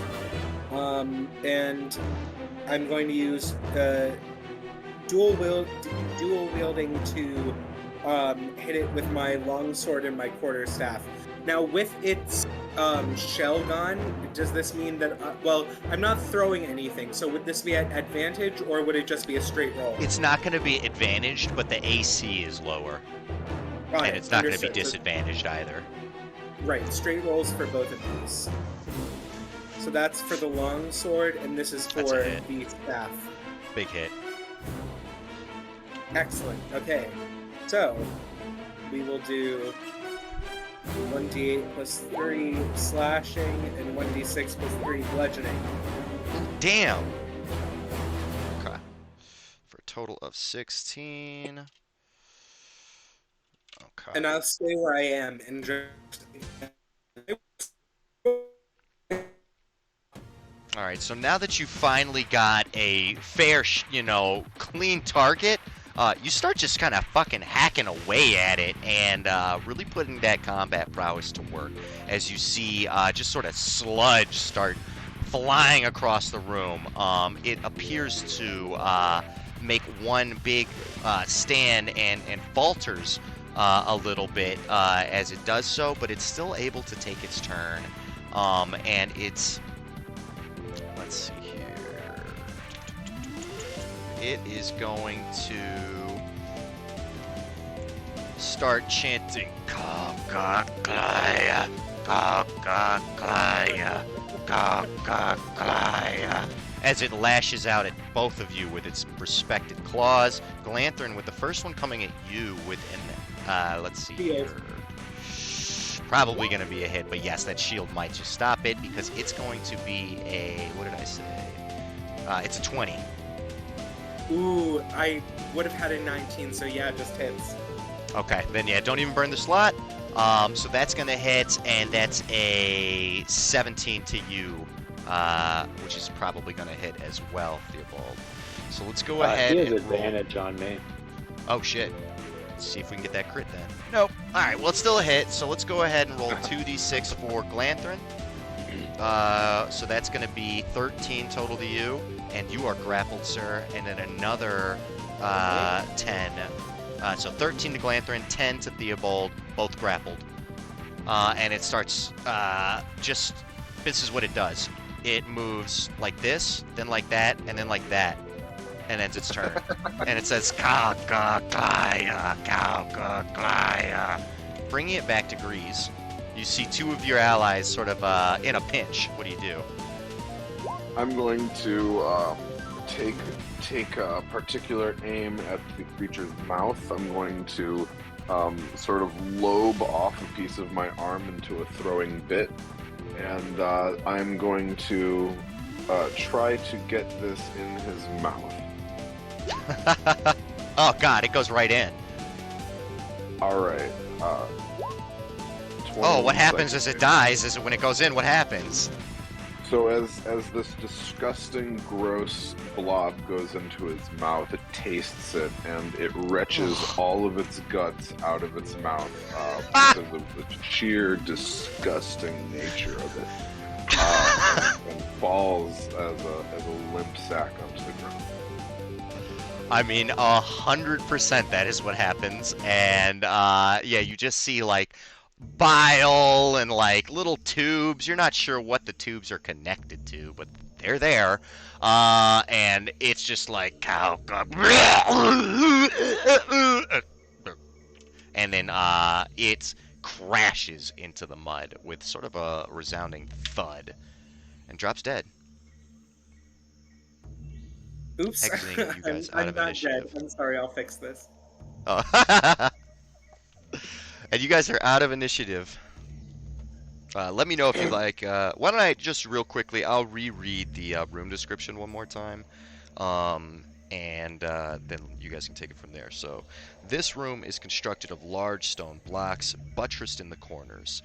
The walls are wet and slimy, especially now that not only mud covers most of the floor in a thin coating, but also blood and all types of just disgusting oozes and organs and bile. To the east and west may be seen stone doors recessed in the wall, and to the north a set of stairs leads down. In the center of the chamber was a boulder, that shit smashed, creatures dead, and that's what you see. You know, guys, of all the places in the entire world, this room here reminds me most of home. It is so nice. Indeed, this is a fell and terrible place. Yes, reminds me of childhood. Playing ball is a very fun day.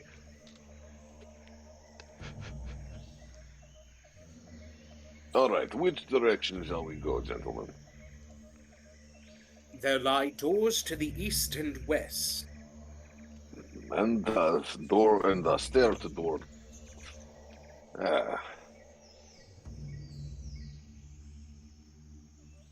I suppose Let us do analysis of different doors and see if there is pattern. I would love to search for this. Okay. What are you searching Are for? there doors or are there just doorways?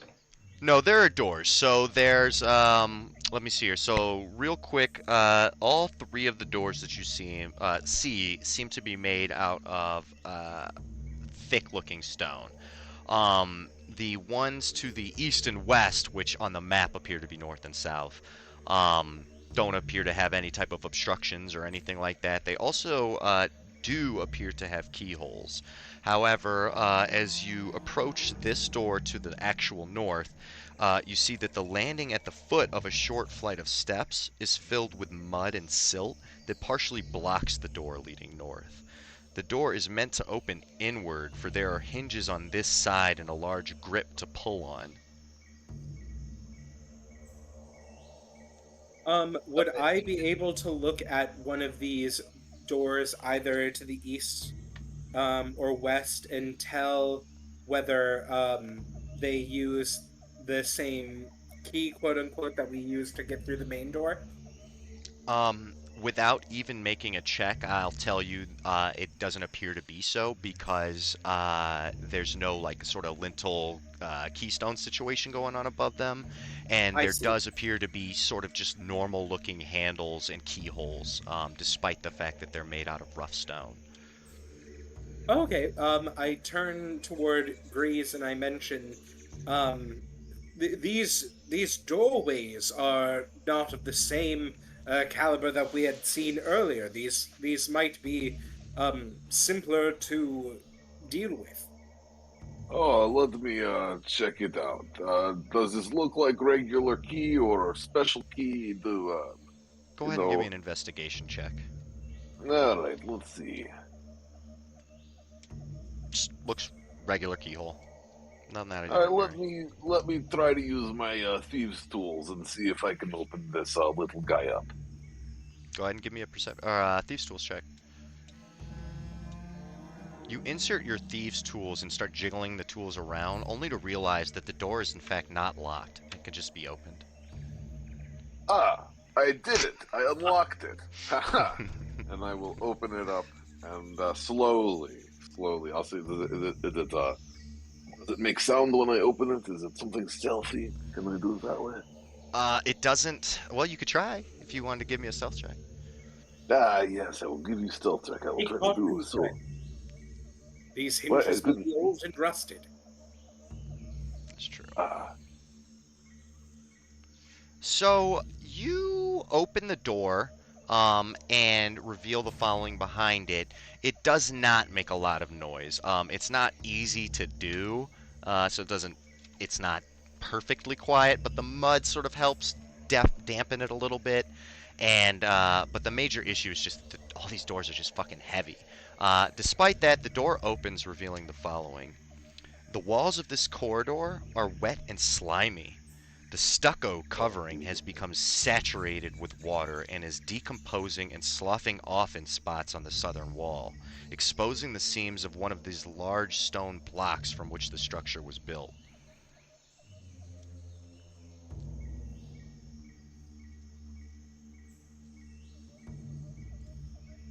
hello?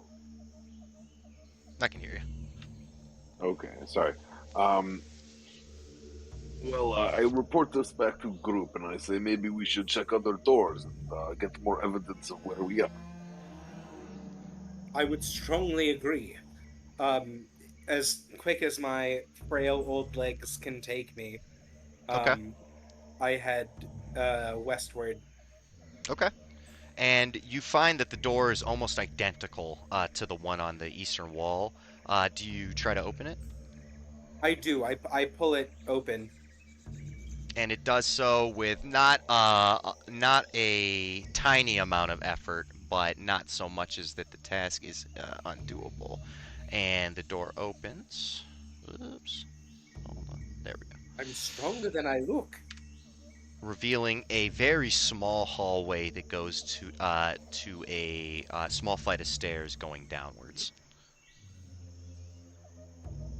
There is a stairwell in this direction. and I head back and let them know that. Let's see here.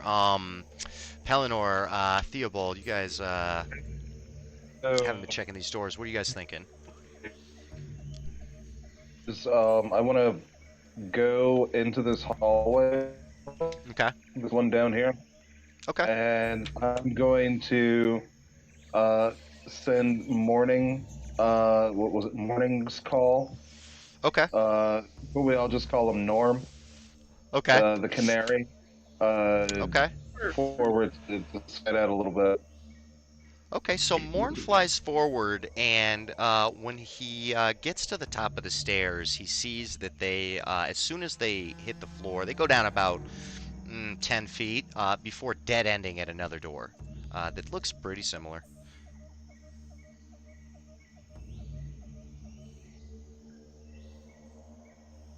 And Shall we? I kind of wanted to do that with the other end. Okay. If we're just All right, so yeah. So you send him down that way, and so like I said, it appears as though there's a stone on the southern wall that appears to be sort of decomposing, if you will, as it's become saturated with the water surrounding the air. Um, and as it flies around the corner, I'll just move your character up so you can see. You see the following. The staircase, you see a real staircase, and quick. this Let's change the staircase, bird's name because that was just kind of lame. Let's just call it Sunny. what is it? Okay. Sunny. Let's just go with Sunny. Sunny? I love Sunny. That makes Yep. sense Oh, too. that's So, Okay. so Sunny flies up there, and he sees that this staircase goes up for only a few steps, and then it seems that the rest is filled in with clay and stone rubble. And you know what, guys? I'd say it's been probably about an hour since you guys have entered into this area, since you made your fall into the abyss, and you guys are sort of getting a little bit of a sore throat, and y'all take 3 poison damage. It's not too bad. I have resistance. If this continues on, I will not be well. It appears as though this amberish, rustish sort of, it appears to be some type of,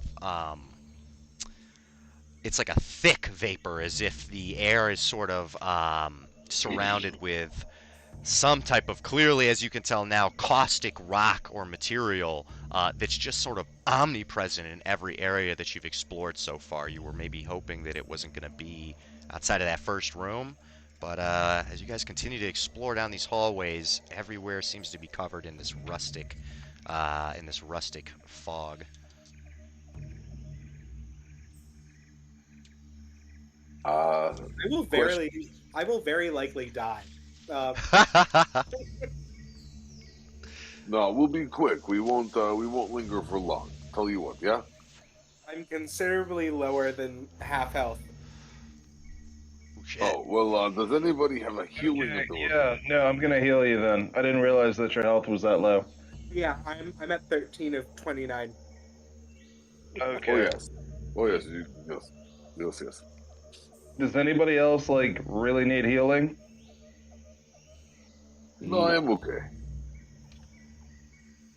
Okay. Cool. So Pellinor, what does it look and feel like as you heal these guys up? A bright light surrounds me and grows in intensity, and then just shoots out and washes over you. Oh! I'm imagining it feels, obviously it's healing you, but maybe kind of almost hot to the touch, I would imagine. You're a little warm, maybe. Yeah. Well, yeah, it would Yeah. feel warm. It feels hot and judgy. Yeah, judgment and guilt is how I feel for some reason. Yeah. Oh, what, did you get hurt? You need my help? Well,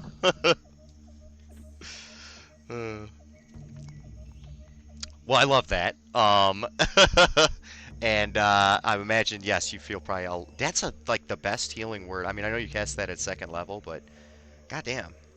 That was So a yeah, great feeling word. that was a really good healing word. You're feeling, I would imagine, quite a bit better. And as I said, and as you're seeing for yourself, Grease, that this staircase is just completely full of rubble. Okay. Does not look like there's little inches to go through. Yes. Give me a perception check. Let's see. I do perception check. I'm good at looking through. I'm okay at looking through mazes. You can't see any light coming through the rocks. Uh, that's no. I mean, like I can fit through really, really small areas. So I'm wondering if I'm able to find a way through and see what's on the other side or how much You can stuff try. this is. Like, yeah, that's the goal. Okay. All right. So as you sort of slither your way into the rubble, um, you realize that this rocky rubble is held up by just the absolute finest balance of pressure on the rocks, and your slithering through it has disturbed said perfect balance, causing a small cave-in. Go ahead and give me a dexterity saving throw, please. 21. Let's see here. So, you are immediately going to take the full brunt of this 4 bludgeoning damage, okay? As one rock sort of smacks you, causing the initial cave in. With that 21, you're able to sort of ooze out of the way. Um, let me see here. Yeah, completely avoiding the actual cave in. So it's pretty soon as you start to begin to enter into the rubble, that you realize, oops, I've made a mistake, and you quickly sort of Stretch Armstrong snap back to thankfully at least avoid being completely crushed under the boulders as they collapse inwards, only for a brief moment until again finding sort of an equilibrium, and they stop moving. And there is still it is still blocked. They didn't open up a little hole. Correct. Okay. Well, then what about this thingamajigger? What is this? I'm sorry. I can see something. I don't know if it's supposed to be secret. You're supposed to be but able I... to. Yeah, you're Oh, supposed to be okay. able to. So All what right. you I see just is the wanted to make following. sure. You see that, as I mentioned before, this particular stone appears to be sort of degrading compared to the rest. They're all sort of, damp and slimy, but for whatever reason, this one in particular, like, it looks as though the stucco, like, sort of grout that's holding it connected to the rest of the stones almost appears to have fully evaporated away, revealing like a small chamber on the other side. Is this a little passageway that's small, too small for most things to get through? It is extremely small, yes. Is it like an inch? Is that all you need? That's all I need. What's an inch?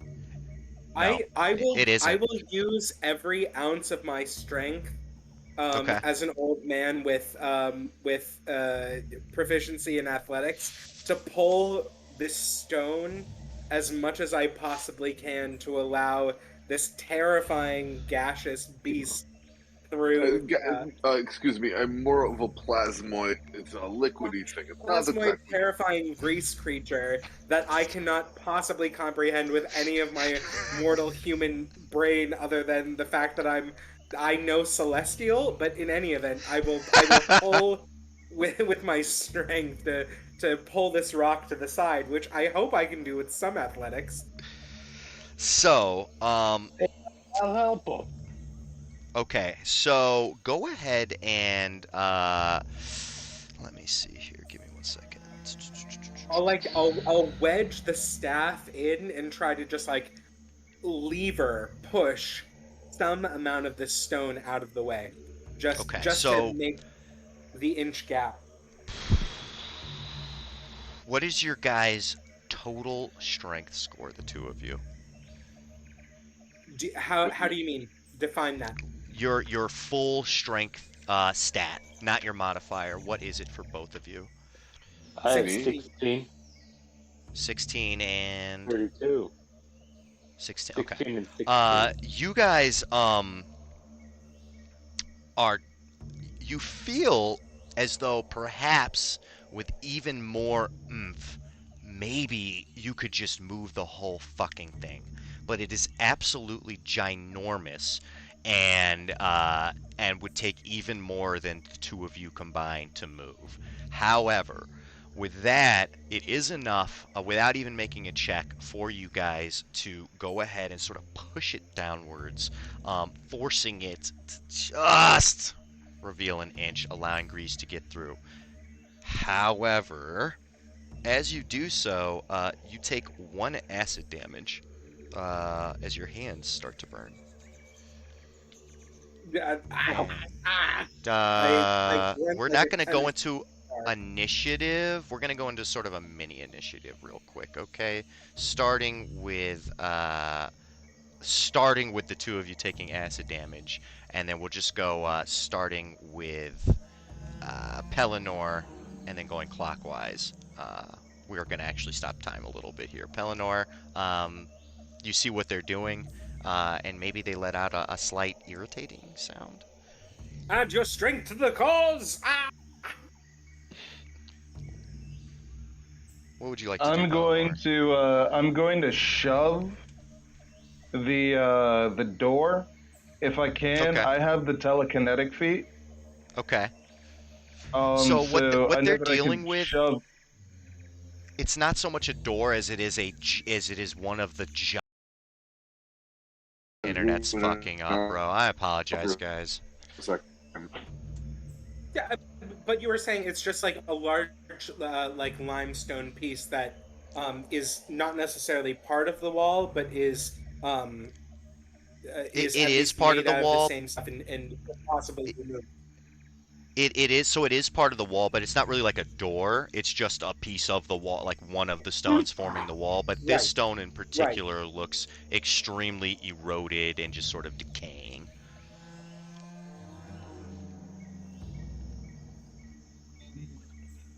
So yeah, it doesn't look like I'd be able to shove it. Then is what Well, you're saying.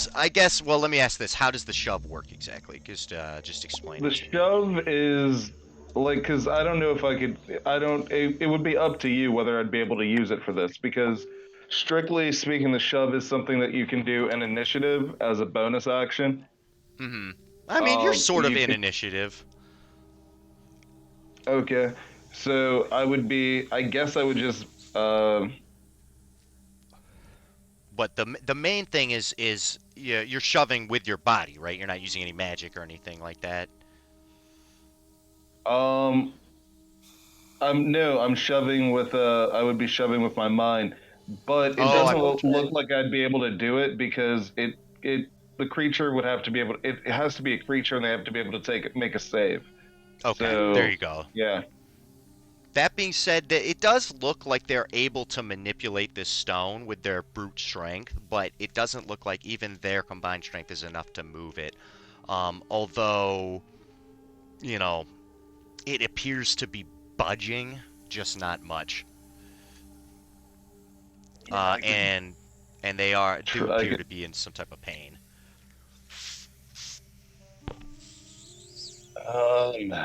That's the thing. I have a real low strength, so I don't Hmm. know how much I'm going to be able to help there. That's fair. Boo, boo, boo, boo.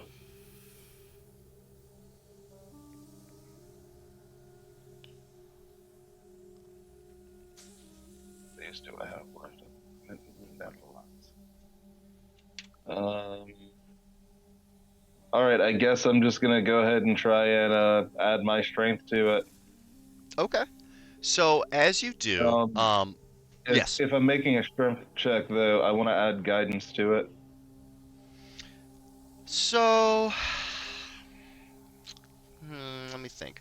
All three of you give me separate athletics checks, please, and definitely go ahead Ooh, and add that guidance excellent. to it, sir. Oh wow, Wow, I'm that's strong today. fantastic. That's fantastic. Damn. Could have been better, but still. So 16. Okay. Oh wow. All right. So you collectively are just barely able to push this stone all the way through to the other side of whatever this chamber it is, revealing it completely to you.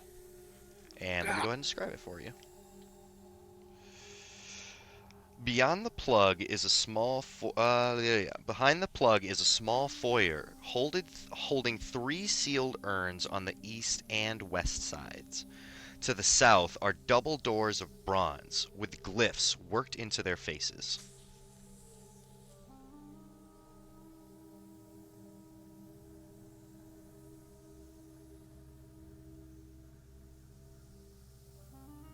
Do I have any knowledge of these glyphs? Ooh, give me an investigation check, please. All right.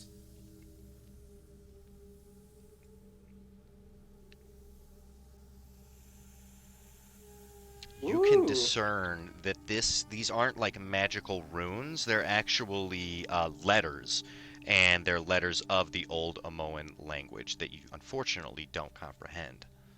Correct. It's a language that I can recognize, just like I Exactly. could recognize a particular script that I, like know in the world, but I have no idea what this means. This knowledge is locked to me. That's like if I saw Russian. I definitely don't speak Russian, but I feel like every time I see Russian, I'm like, that's Russian. Like, Cyrillic is easy. I could teach it to you in half an hour. In any event, doesn't how long does comprehend languages last? Because it's both written and spoken, right? I I think it's believe an hour. it's definitely written and spoken, and Hour. yeah, less than an hour. Then it would have been gone by now because we were basically in that earlier portion for an hour. I could cast it again as a ritual. That's perfect. Boom. Okay. Let's do it. So as you perform the ritual, you see letter by letter the puzzles start to unfold in front of you, and at what is first completely illegible to you, eventually reads out the following: Here lies Tlakis Papalakis, master of the others, who is like the wind and the night. A Greek.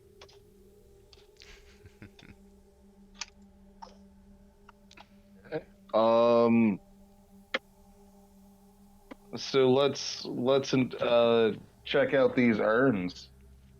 Uh, But do I have any knowledge of Tlacus Papalakis? Ooh, give me a religion check, please, or history, your Damn it. choice. Ah, Your yes, choice, excellent. History. history or religion, History. while you check the urns, sir, and you see that they all appear to be sealed with beeswax and appear to be somewhat unassuming looking. They don't look to have any type of fancy, um, imagery carved into them or anything like that.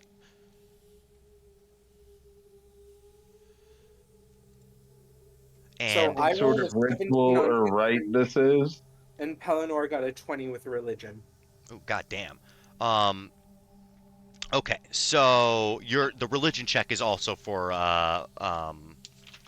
what was his name? I don't want to just say Tlacus Papalakis. Papalakis. I remembered it. Yeah, it is Papalakis. Okay, great.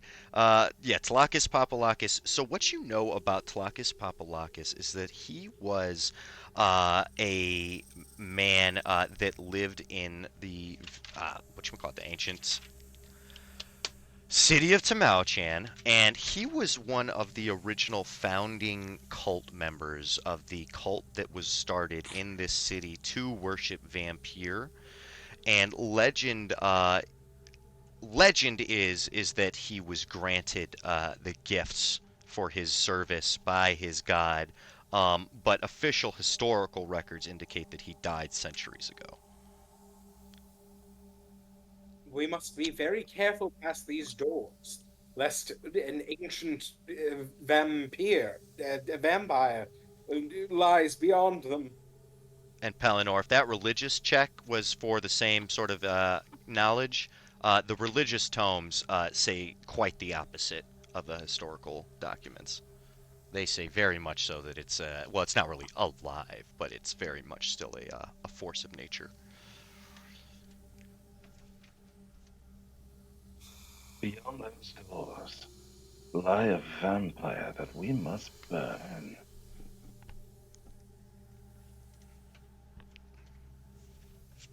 The Well, I am holy, okay with that.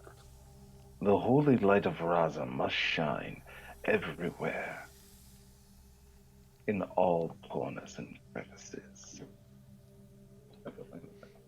You know, you feel and you know too that your god would take great pleasure in seeing any creature of the night meet a significantly painful end. I think the more Yes. painful, the more righteous. Yeah. Raza is a very vicious and aggressive god, and Fuck yeah. would, yeah. And Vampire is known to be the same, so perhaps perhaps in the text there's even stories of their prior issues. But you know Vampire, well, go ahead and give you this with that same religion check, to be quite a goddamn monster. Um, Hopefully someday, perhaps somebody will be able to contain it. Uh, but its reach was known to be pretty far. Lots of worshippers. I'm sure a band of adventurers will one day visit this thing and kill it, or send it back to wherever it's supposed to be.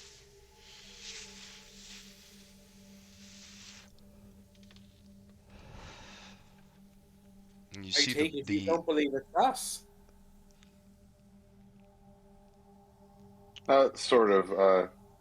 In one of our campaigns that we played, I don't know, 6 months ago or something like that. Oh, okay.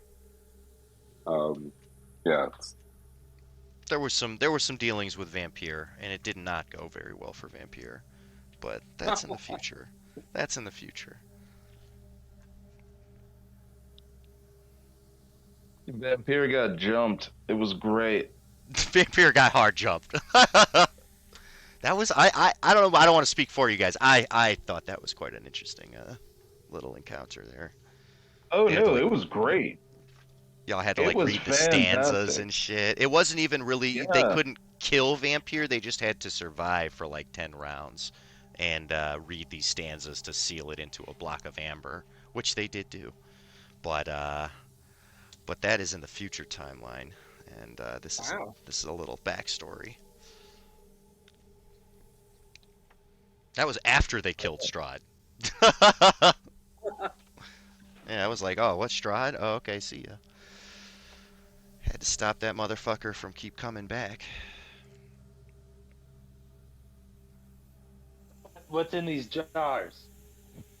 So currently they are sealed with beeswax. From looking at them, you can't tell. I don't know, but I bet you there's something delicious. why don't you Beeswax open is it? very simple to melt. I like. Do they And be look careful. like organ jars, like the Egyptians had? Give me an Canopic jars. investigation check. There we go. Yeah, let me see investigations, see if you know. You have no clue. Nope. They Is look like that maybe they anything could I be. can help with? Absolutely. Absolutely. Uh, this is investigation. Hi, Pa. It would. It might be better if I just. Oh no! It's probably better if I investigate. Can I investigate? Go Shit, for it. absolutely. Okay, I just make sure. Let's see what we get here. Slightly So you better. know that these are too large to be those type of jars. They look very plain in design. You can't you can't help but think that maybe they serve some type of more functional role than anything more mysterious and interesting. But you're not exactly Okay. sure what. Open it up.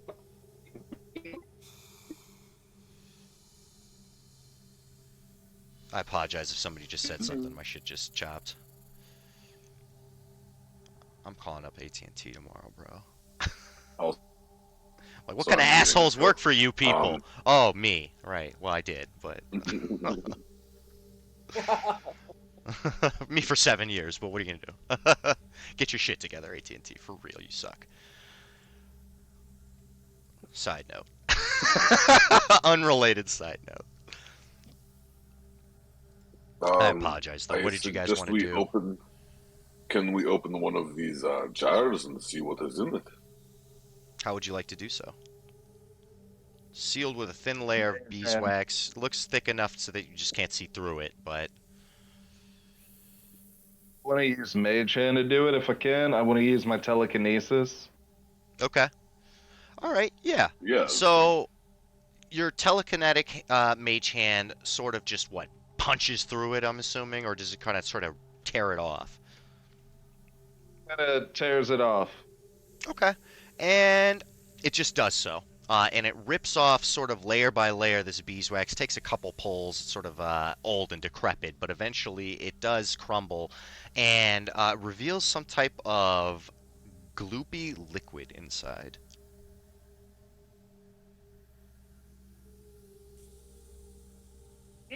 Gross. Uh, huh.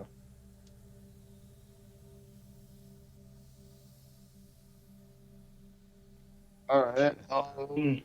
It's got kind of a Shoot. yellowish transparent, but sort of thick, liquidy texture to it at first glance. Can I like pick some up using my like telekinesis mage hand thing and just kind of like, so my mage hand is invisible. Okay, that's fucking And dope. so can I like hold it up and it's like rolling around the like in the hand and everything, so like we can all just kind of like look at it. Yeah. So go Like what the ahead fuck is and that? give me an investigation check, but with advantage because of the way that you're able to sort of manipulate it. Anybody that wants to. Actually, I have an idea of what it might be, but I would like to take some on my finger Mm-hmm. and smell it. Okay. As you smell it, it has sort of a nauseous smell to it, but it almost smells kind of good. Uh, Glanthrin, you are able to discern, and I don't know how, I don't know how the rest of you aren't. Well, maybe you are, I don't know, but Glanthrin, you definitely can discern. This is just normal oil, like lamp oil. Doesn't appear to be anything magical but you do maybe think, I'm glad I didn't burn it. What'd you say, Nick? I'm sorry. You chopped out. I know it's my fault, but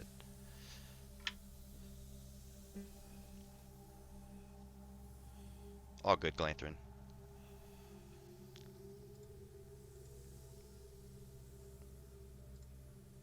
Here, I'm gonna let me do this.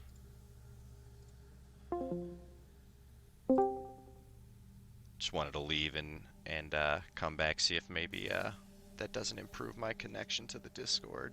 Somebody was trying to say something. Was it Nick?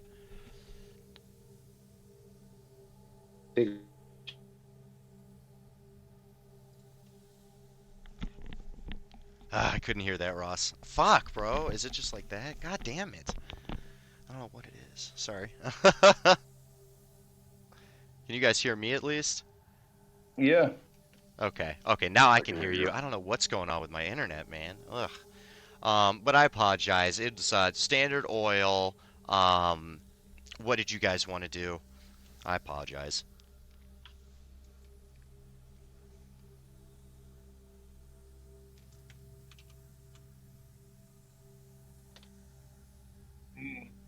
So I'm just gonna Uh, put it back in the jar. Okay. Let us check one more on the other side and see if it is oil or if it is something else. Okay. So you check. You said you wanted to check the other urns. No, I just want to check one on the other side to see if it Okay, is you oil check it. or if it is something else. It's oil. It's oil. And you know what? All I'll right. just say, you guys tear them out. I'm imagining of curiosity, and they're all oil. In total, though, I mean it's quite a lot of oil. Let me see here. It appears to be. I'm trying to see. I mean, it's a significant amount if it ever comes to the, but it's like several vials worth.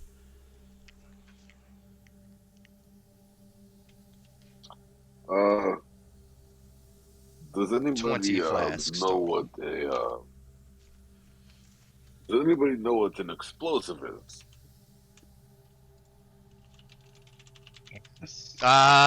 We Give have me an lots investigation check. They exist. noted.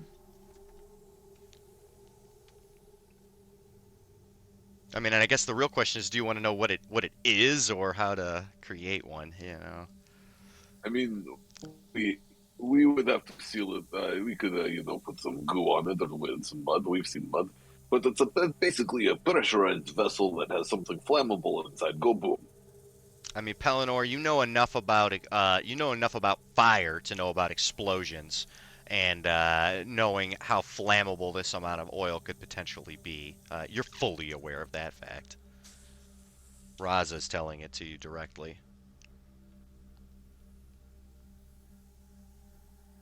I don't know if one of my friends who likes to throw things wants to pick up some oil to throw at something. I Well, it worry could be very greatly useful. about this, but it's a fascinating idea. Like just Could preparation. use this oil for a special sort of cocktail. Exactly. That is exactly it. I don't think it's for drinking here, but Hmm. So yeah, I think I have. I don't know. I should have some sort of bottles or something. I've got a water skin, so I'm Yeah, and I gonna mean, you load some guys would oil. have, I don't know if you made inventories or not, but definitely at level 5, you guys have all your standard adventuring gear that within reason would have. Cool. Could I say I had like 3 empty vials on me? I mean, I don't. That would be Do you too have optimistic. I don't think that. a lantern or anything else that would have been contained in vials? I would say if so, then yes. If not, then no. A Yeah. lantern's a No, I great don't think shout. I would. When we talk about these jars being big, just how big? They're like a couple, well, let's see here. All 6 of them total out contain 20 flasks of oil. So, I mean, probably like at least, I don't know, like what, 2 feet high each, probably something like That's that. exactly what I was thinking. Yeah, they're probably they're pretty big. So these Exactly. aren't going to be things that we can just like easily knock around, but placing them in an advantageous like position could be good. In which direction do these doors open? I assume out toward us. That's correct. Look at the. Okay, yeah. So the hinges are out toward us. Hmm. Let me double let's check see on what's that on real the quick. other Though, side of not that this it door. probably really matters, but let me see here. One second. It will help us to figure out whether or not we can place these um, oil jars outwards toward the You know doors, or what? In whether case it does matter, it does actually say the door whatchamacallit, the door opens into the chamber. So it opens away from you guys. oh, I mean, like that's good Wait, for us. as a question, have we tried to open door? Mm-mm. Shall we try to open door? I think so. Yeah. I Yeah. shall Let's try open the open door. door. Yeah. It is Before locked. one opens the door. Mm. I And yes. as Grease is violently jiggling the door handle, I'm imagining, Well, to find that as it's Grease locked. is What do you? getting the. No, no. As Grease is getting his thieves' tools out, he turns and says, "Yeah, Looking upon this doorway, these doors will not uh, bar us from placing any objects in front of them. Should we allow your terrifying liquidus form to adjust these doors and push them open, we might place some jars in front of them that we might make use of them if need be. ah, well, okay. I will accept with optimism what they're saying, but you called me kind of weird things. I'm catching a theme here. Yes. Looking upon you, you are terrifying, terrifying to behold. Listen, kid, young man. I'll let me tell you something.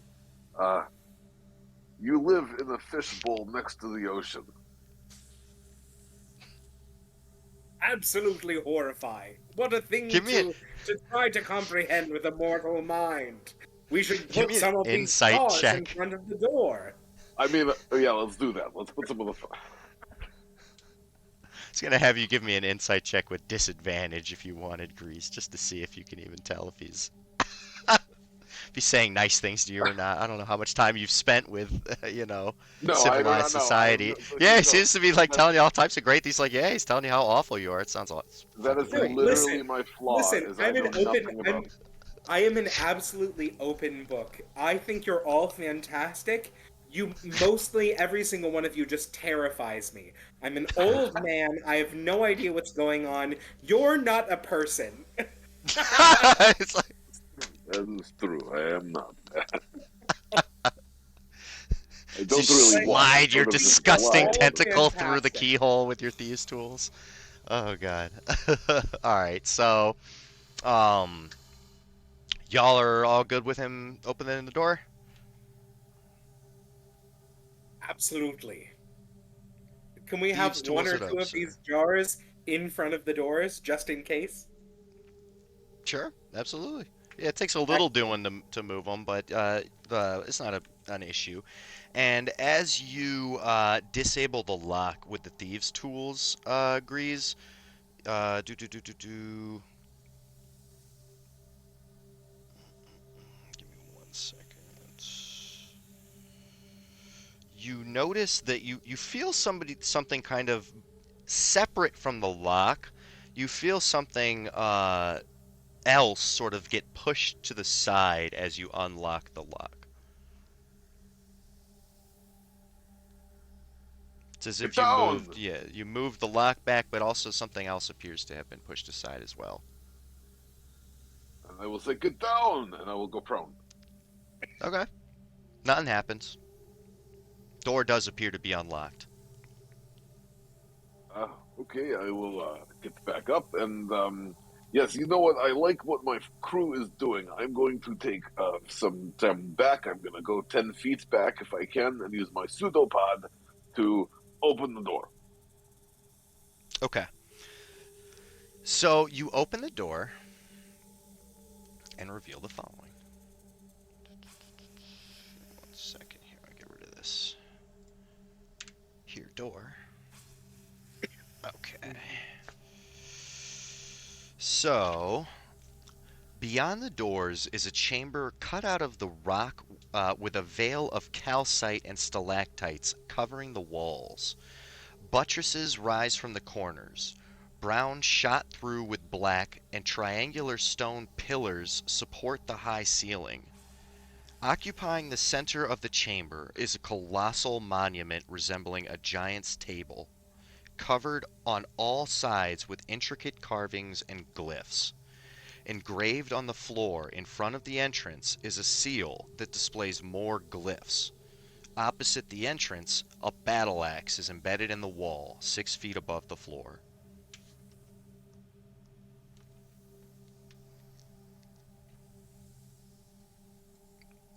This isn't a mine, it's a tomb. I give inspiration.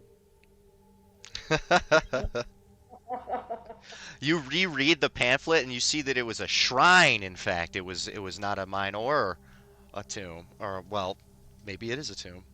Ah, Clearly, it yes, is a the tomb. Shrine of the Silver Monkey. Can I read what these glyphs are saying? Is your I would imagine, yeah, your old Omoan spell is still active, right? The comprehend languages. Mhm. So yes, you can see that the glyphs on the floor seal translate to say, "Ah, defilers! Now you shall join me in my eternal resting." And then you look on the on this big carved block, and it actually appears that you see that the glyphs on the top of the slab say the name Tlocus Papalakis. It's just his name. And then sorry, give me one second while I read this. It's confusing. Ah, yes, the Greek. I feel like I Okay, once knew it, so Focus Papalakis. I'm so pretty you sure his cousin see owes me 20 bucks. you see He a sold shawarma down by the sea. So you see that there's 11 face glyphs at the foot of the block, and they correspond to the numbers 0 through 10. In addition to that, the glyphs on the top of the slab, like I said, spell out Tlakis Papalakis' name, and then it appears to be maybe like the date he died, because it says 5439. It says 5439. They've discovered the concept of zero. They must be witches. Burn them. Pelennor. Witch alert. You know. That was me, even. Man, this vile, this vile sorcery that is zero. Dark, darker than necromancy, even. When will I ever want nothing of something? Let's see here. Even So in yeah, nothing, there is the light. All let's right. see. All right, Fuck so yeah, you've how's got. that battle axe looking, huh? Ooh, that battle axe is looking pretty dope, man. It looks let's see here. Looks like it's made out of a blade. I'm sorry, the blade is made out of bronze. It looks like, and the haft looks like it's wound with snakeskin wrappings. And as you touch it, are you touching it? No, I'm not touching Bronze, it. a famously weak metal. Right? As you don't touch it, nothing happens. But what I will say is that it casts an ominous shadow in the shape of what appears to be a withered arm. And you feel a cold chill run up and down your spine as you approach it. Oh, gross. Hey, Do I just have touch time it. to What's cast supposed to be? Identify? Uh, I would say so. You can ritual cast that? How long does that take? 11 minutes then? Yes. Yeah. So just trying to think of how long it's been since my last dose of poison to you. It hasn't been an hour yet. Um, That but you being can't. said, can if we've taken an amount of time that is short rest worthy, could I do a hit die of health? So the sad and unfortunate answer to that is no, because I do believe, and if somebody can find in Raw to prove me wrong, that taking damage, unlike a long rest, fully interrupts a short rest, and so there's actually no way to short rest while you were Excellent. taking Love this that. poison. Love it. Just to let Who, you know. who's ever needed health? Wait, how often do we take the poison damage? About So every hour or so. you take it every Every hour, hour. but you're not, it's sort of accumulation. It's not like you're just Okay. taking it all at once. That's true. Um, So yeah, you do feel that this omnipresent gas is like a problem for sure. uh, it's, it's not too bad. Reminds me of bad foggy days back at home. Listen, what is this grand thing in the middle again? Can you describe it? Yeah. So it's a giant just block of stone slab, sort of I mean, it sort of looks like a sarcophagus, if you will. But what's particularly interesting about it is all of these intricate carvings and glyphs covered on all the sides, and also on the floor in this seal. And as I've mentioned, the seal says, "Ah, defilers, now you shall join me in my eternal resting." And the glyphs on the top of the slab spell out Tlakis Papalakis' name, as well as what you only can assume to be the date of his death, which reads 5439. And on the bottom, you just see the 11 glyphs of the numbers 0 through 10. Oh, well, that is unfortunate. I guess it's very holy, and someone with a holy man might have been buried here with holy jewels on him. I'm gonna get my crowbar out. Okay. There's And I'm something of gonna. these numbers. So go ahead and give me an athletics check with advantage for the crowbar, and give me an investigation check, just regular, Glanthrin. Gladly. An So, investigation. Ooh, 19. Okay. So as you are examining the glyphs, um, specifically the ones on the bottom, they Mm-hmm. do appear as though the stones that they're connected to can be depressed.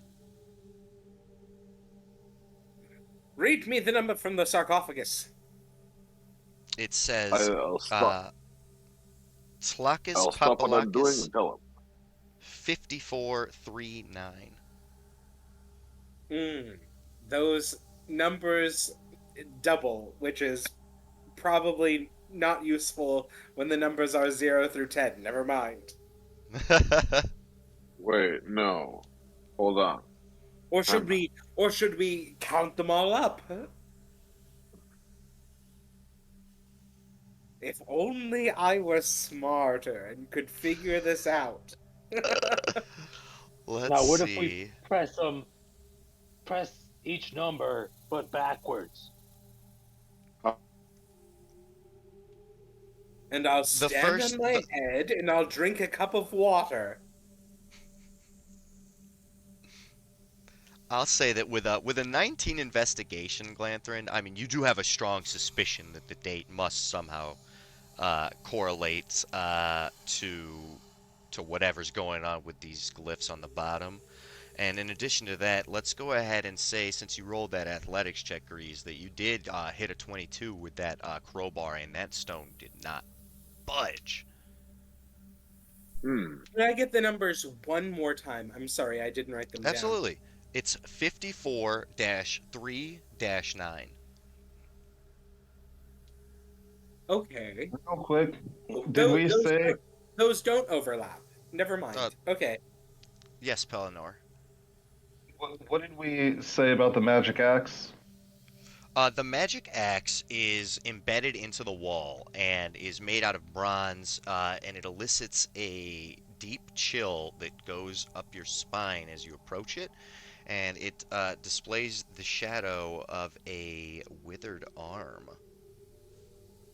I used identify on it. Oh, that's right. I apologize. I had forgotten about that while they were getting their checks in over there. So as you finish your identify spell, it reveals to you that this is a +2 berserker axe, and that's like really strong. But in addition to that, it appears as though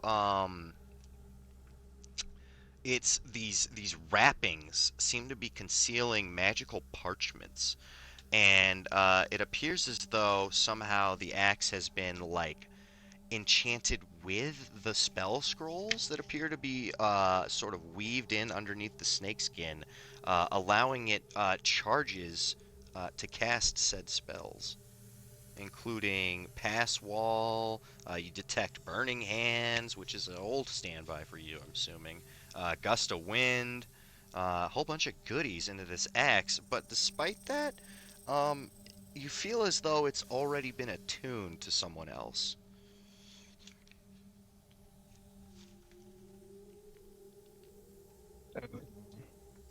Gentlemen, I have an idea.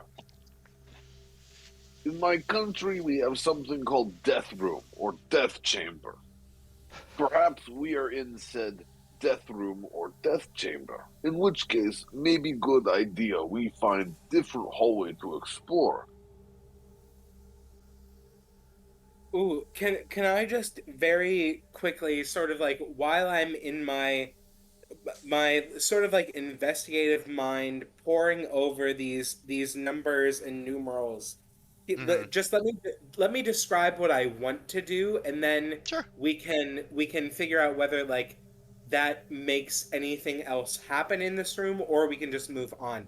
But my Okay. thing is, I sort of want to like I want to think about the numerals that I'm looking at and the inscription, and I want to think, is there anything from like the history or anything that I've researched as a sage where I'm like, okay, well, this is how a date would be recorded in this ancient time, and these are how the numbers would have registered to the people who might have looked at this sarcophagus. And so I won't type anything in, I won't do anything, but I'm just sort of like thinking, okay, is it the numbers as they're sort of like written and they exist, or is there sort of like a historical reason why they might not be read necessarily like in the direction they're written? Absolutely. So you are actually certain that despite the fact that they use a different calendar, um, that these numbers are to be read in the same way that you would read your traditional calendar. Okay. These numbers are understood as we recognize them. Shall we leave, or do I dare to depress these numbers? I say you depress the hell out of them. Wait, friend, wait. Let me just move myself into better position. Let whatever happens with the sarcophagus Oh, get to let me move you. myself over to all these barrels of oil. Oh no, no, I guess not the barrel of oil. I'm just seeing it Thank from. you, my I mean, it's not a conscience. video game, so it's not like they're red explosive barrels that are just gonna go off. But I just can't help but Which Thank but you for my honestly, in the future, keep that in mind. Who doesn't love a little bit of like forecasting? right. So let's see here. All right. So yes, what would you like to do, Glanthorn? Oh, I'm uh, just one final time. I'm basically just going to ask, do I dare, my friends? yes, but you know what? You made a good idea earlier. Let's make good on it. Can we take one of those oil things and just put it down somewhere so if anything comes out, we can boom. Bet. In the language of the youth, bet. Facts. Big facts right there. As you drag the, I'm assuming you drag the. How many of these things do you want to move into where? Do you want to just surround the entire sarcophagus? Why oughtn't we, really? Put them. Can you put them on like the corners? So like do 1, 2, 3, 1, 2, 3, where they cover the very top fourth of the sarcophagus away from me. I'm drawing them here. Is this what you're saying? Like kind of here and then No, two in the no, no, middle? no. No, Oh, I apologize. in fact, I mean like okay, so view it as a horizontal, right? Okay. So instead of the top half, think of the rightmost fourth. So it covers 1, 2, 3, 1, 2, 3, the 6 around like the top of the sarcophagus. Like if I don't know if Like this will do more. anything. Here, let me see. You So should be able to actually, I think, draw shapes too. 1, 2, Ah, perfect. There you go. 3, 4, 5, 6. How does that feel to I people? see what you're saying. I'm picking up what you're putting down. But I will let my team as well. Like you tell me. I just feel like that's far away from me, and we can at least do something if like this opens and we eventually get destroyed. No, I think you have a good idea. Let's do that. We can all set ourselves over here, away from the explosion area. You know, set ourselves Good. up for success. It Go should be ahead. good. Take your leave. Take your leave, friends. I shall input depress these symbols. All right. So what? Again, it says 54-3-9. What symbols do you depress? I will do them in the way that I understand them. So I just want Okay. to make sure everybody who wants to like sort of be out of the way or doesn't want to get hit by something, if they want to move back a little bit, if everybody's in the position they want to be when eventually initiative happens, that's what I'm going to do. I'm going to do them in the order that I would understand them. Okay. All right. Excellent. And that would be 5-4-3-9. Does anybody else want Exactly. to move from their current position? And do I have the urns in the correct place? With them all essentially just being over here. Urns are perfect as I understand them. Perfect. Yes, I'm good. Oh, oh, this is so good. Let's go. Let's go. All right, so as you get into positions, Glanthorn, you bend downwards to reach the glyphs, and you press down 5, 4, 3, 9. And as soon as you hit the 9, you hear a grating sound issuing forth from the top slab as it slides back just a bit. It's opened. It's opened. Um, quick, uh, Bellinor, ready a fiery thingamajiggers. Balls at the ready. All right, so you've got the fire ready, and as I mentioned, the top of the slab sort of slides just a little bit off of where it was previously, but it's still mostly covering the sarcophagus. I mean, is that it? That's all that's going to happen? Appears to be the case. Step Fine. carefully, friends. I would not be so certain.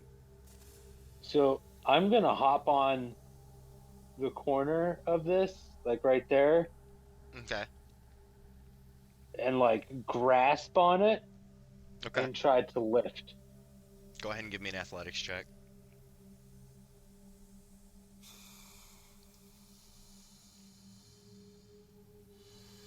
All right, so you flip the fucking stone like yes, you don't have to do this if you don't want to, but you can if you'd like in a similar fashion. Just fucking toss it into the wall, breaking it, or you could just lift it successfully off. It's totally up to you, but either way, it opens. Is it like, I don't know. I'll I tell won't you throw what's it. inside. I'll lift Mhm. it up and everyone can come take a look. Okay. All right, so you decide not to smash the entire stone to bits against the wall, although you know you could. And you look inside to see the following. The block beneath the slab is hollow, and inside is a crumbling skeleton decked out in decayed finery. It appears to have been a man of taller than average stature, obviously of great importance. Gems and other small adornments of obvious value lie on and around the body. Covering the skull is a mask of jade with cowrie shell eyes and obsidian pupils. About the corpse's neck is a jade pendant carved with a face of a human like bat. We have And taken great care, but these symbols seem as if they may be important. real quick, just to sort of let's see here. Damn, I'm just gonna be real with you guys. There's just a lot of interesting things in with this skeleton. Okay, so like I mentioned, there's the mask, there's the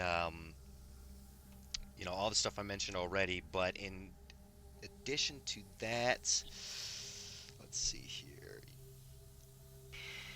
God Well, damn, does there's just does he so have many both his things. arms? Listen, fellas, this is some of the extra booty that when we collect, it comes all to us tax free. So, it's like trick or treat here, get your bags, let's do some, gardening, I guess. So here, I'm gonna real quick just try to summarize as briefly as I can all of the things that are in here that you just see without you investigating them any further, okay? So you see the mask, you see strands of hair that still remain on the skull that are gathered in black obsidian and red pipestone tubes. You see on the corpse's forehead is a diadem of dark opals and jade discs. To either side of the mask, you see jade earplugs carved in several pieces to resemble budding flowers. Draped over the ribcage is a breastplate made of loops of tubular jade interpersed with bone dividers. Scattered around the neck and through the ribcage of the corpse are 156 jade beads, each probably worth about a gold, shaped in spheres, cylinders, floral buds, open flowers, all types of different designs. You see that he's wearing jade bead bracelets. Um, and on the middle finger of each hand are carved jade rings, one in the form of a man holding the moon, and the other a panther ready to strike. Pressed into the fingers of each hand is a large bead, a jade cube, in the right hand, and a spherical agate, or I don't know how you ever pronounce that gemstone, but an Okay, agate, yeah. whatever. Yeah.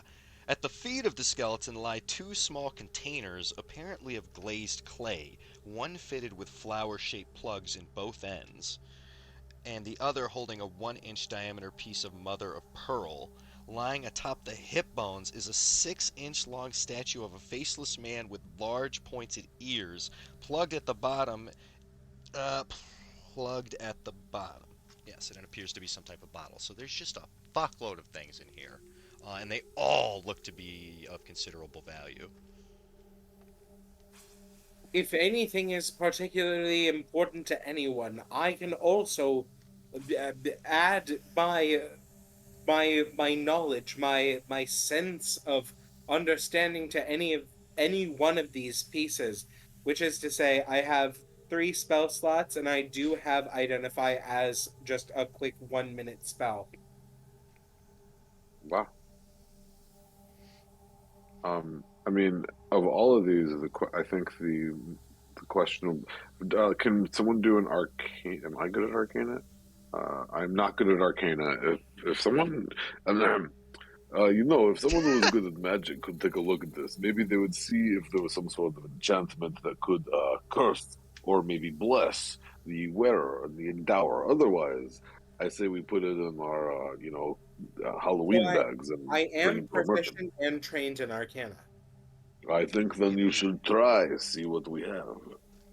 Give me an So Arcana check, and I'm gonna even give you advantage, because like you mentioned earlier, you've been doing a lot of research on this beautiful. Well, particular stuff, and we're thank talking you about so much. magic items here specifically. So Right. Yeah, exactly. So like I know my limits, but I know for a fact that I've been trying to like study this area, study the history, study what's going on here. On that. yeah, and hmm, Yeah, Pellinor. excellent. Oh shit. Yeah. Okay. So, um, especially with a little bit of guidance from Pellinor, who I'm assuming is probably familiar a little bit with some burial rituals. This guy again is obviously a was somebody of great importance as he's covered in mostly treasure. However, you notice that the bracelets seem to be woven in a special sort of arcane weave that you're somewhat familiar with. And this arcane weave is used in the formation of bracers of defense. And in addition to that, because I mean, shit, you got like a 24 plus guidance, so yeah, I'm just gonna tell you what everything is, because goddamn. So lots and lots of Take treasure, note, my countless friends. countless gold pieces worth of treasure amongst the various jade beads and gemstones, but specifically of interest are these bracers of defense that you see he's wearing. The jade armor that he's wearing isn't magical, but it is quite valuable and looks like it would still function as like a studded leather armor if need be. But not magical. However, the rings that he's wearing, you perhaps have even heard of their maker, as they're such a unique design. And you know instantly from looking at them that the one holding a moon is a ring of protection, and the other, a panther ready to strike, is a ring of animal influence. And in addition to that, you have a feeling that these two small containers, whatchamacallit, uh, one of the small containers at the foot appears to be like, is traditionally used to hold potions. In addition to that, there's a bottle plugged, clearly looking like a potion, on the hip bones. So total, you're seeing two potions, two magic rings, and what appear to be bracers of defense. In addition to hundreds and hundreds of gold pieces worth of treasure and the magic axe still on the wall. I let everybody know about this. I will also say that like doing that has probably had me very close to the ground or to this sarcophagus, and like what I would like to say is like I feel like I got a lot out of that, and I feel like in return there should be something for like being so close to all of this like noxious gas. If there's any sort of Mm-hmm. like a simple like pain I can take for like the investigation that I did to all of this, that I feel would sort of like be fair I would in say return. that the gas, has sort of been tolerable. It's been about like an hour and 30 minutes, I'd say, since the last time you sort of took damage. However, Okay. however, gazing upon this creature, whatever it was, whoever it was, um, it sort of fills you with an ominous feeling of dread, and you take just one necrotic damage, just from sort of an eerie feeling. Yeah, for sure. Like this is, yeah, this is definitely like beyond my pay grade in certain ways, and like I'm sort of just like dealing with the effect. Young man, please, why don't you try one of these potions? It might be healing potion. You might feel much better after. As convincing as you are, my stalwart, eh, terrifying amalgam of strange greases, I You could will. say friendly amalgam of strength greases. I say friendly all the time. You're all my friends. We are a fellowship. I simply am too terrified to deal with the ramifications of such terrifying physic and magic and potion craft that there might be around me. Oh, that makes complete sense. Just imagine that I am wearing mask. Okay, go. I will certainly attempt to, but you are terrifying to behold. I mean, there's a If I Yeah, mask mean we right this we there. do have a mask right in here. It's I mean it in the most I mean it in the politest and kindest and most beautiful way.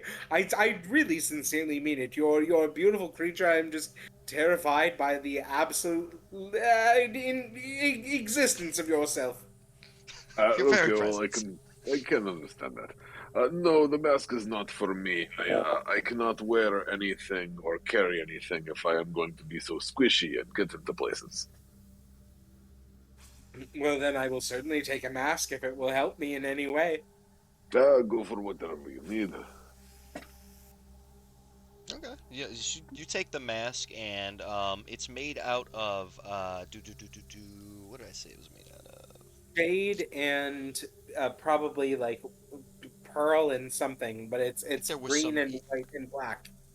Yes, and underneath it there appears to be fragments of bone, as though the skull has been crushed. And within the fragments of the jaw, you see a spherical white onyx. Horrible. This is terrible to know and also see and witness. Hold on. Take It's four not so necrotic bad. damage. Oh, we'll say Excellent. psychic I damage as your psyche is scarred. I love to feel bad and hurt. I'm I'm poorly again. Four, you know what? Four is kind of harsh, actually. Let's bring that down to just another one.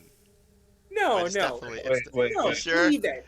It's Leave it scarring because your I soul to can do shreds, bro. I'll Listen, do whatever. Like if you want to give me inspiration for being such a good sport for just getting hurt all the time, that's fine. But otherwise, I'll, like s- yeah, I'll do a something later. It's I'll fine. certainly consider it. all right, let's take Well, everything off of the skeleton, put a couple of these kegs inside the casket, touch the axe, see if he wakes up, blow it up if it happens. Find out. I feel very gross and bad, so I'm going to pull away a bit. What Okay. is wrong, Glanthan? Well, if nobody wants these braces, I guess I could use them, put them to good use. Okay. Yeah, I mean, you just take them right off the body, and you see that the the jade just starts to glow, a very sort of pale um, jade color as you touch them.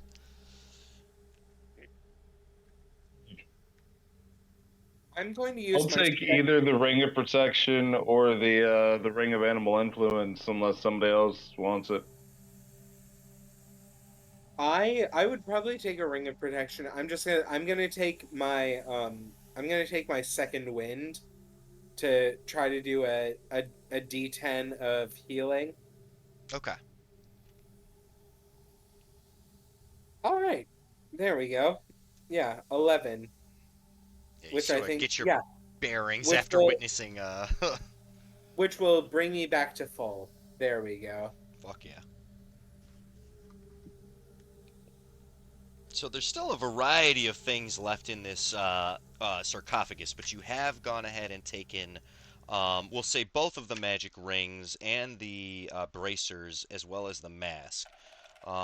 There are still several things, including potions and various pendants, gemstones, beads, fragments of jade and onyx left. What the hell? Let's plunder the whole place. Ah, I like how you are thinking now, sir. Like a good heisting team. I will help carry whatever burdens need be. Okay.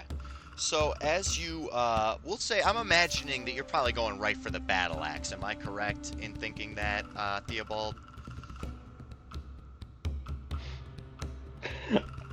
Meta, I don't want to fucking deal with it. I'm just imagining you're not. Are you? So I will say this. I mean, you said you wanted to plunder the sarcophagus, so Yeah. I'm not gonna obviously be like, "Ha, I gotcha," or whatever. You haven't even touched the axe. You don't know if anything's gonna happen or not. Do you want to touch the axe though? As the rest of you are plundering everything in their sarcophagus. Not right now, no. Okay. So as you guys plunder the sarcophagus, let's see here. One second. Okay. So, as you do that, you're lifting the items out and you're taking the treasure. You take the potions, right? You're just grabbing, I mean, you're literally just grabbing fucking handfuls and handfuls of jade beads and opals and shit like that. I mean, there's so much, thousands of gold worth of stuff in here.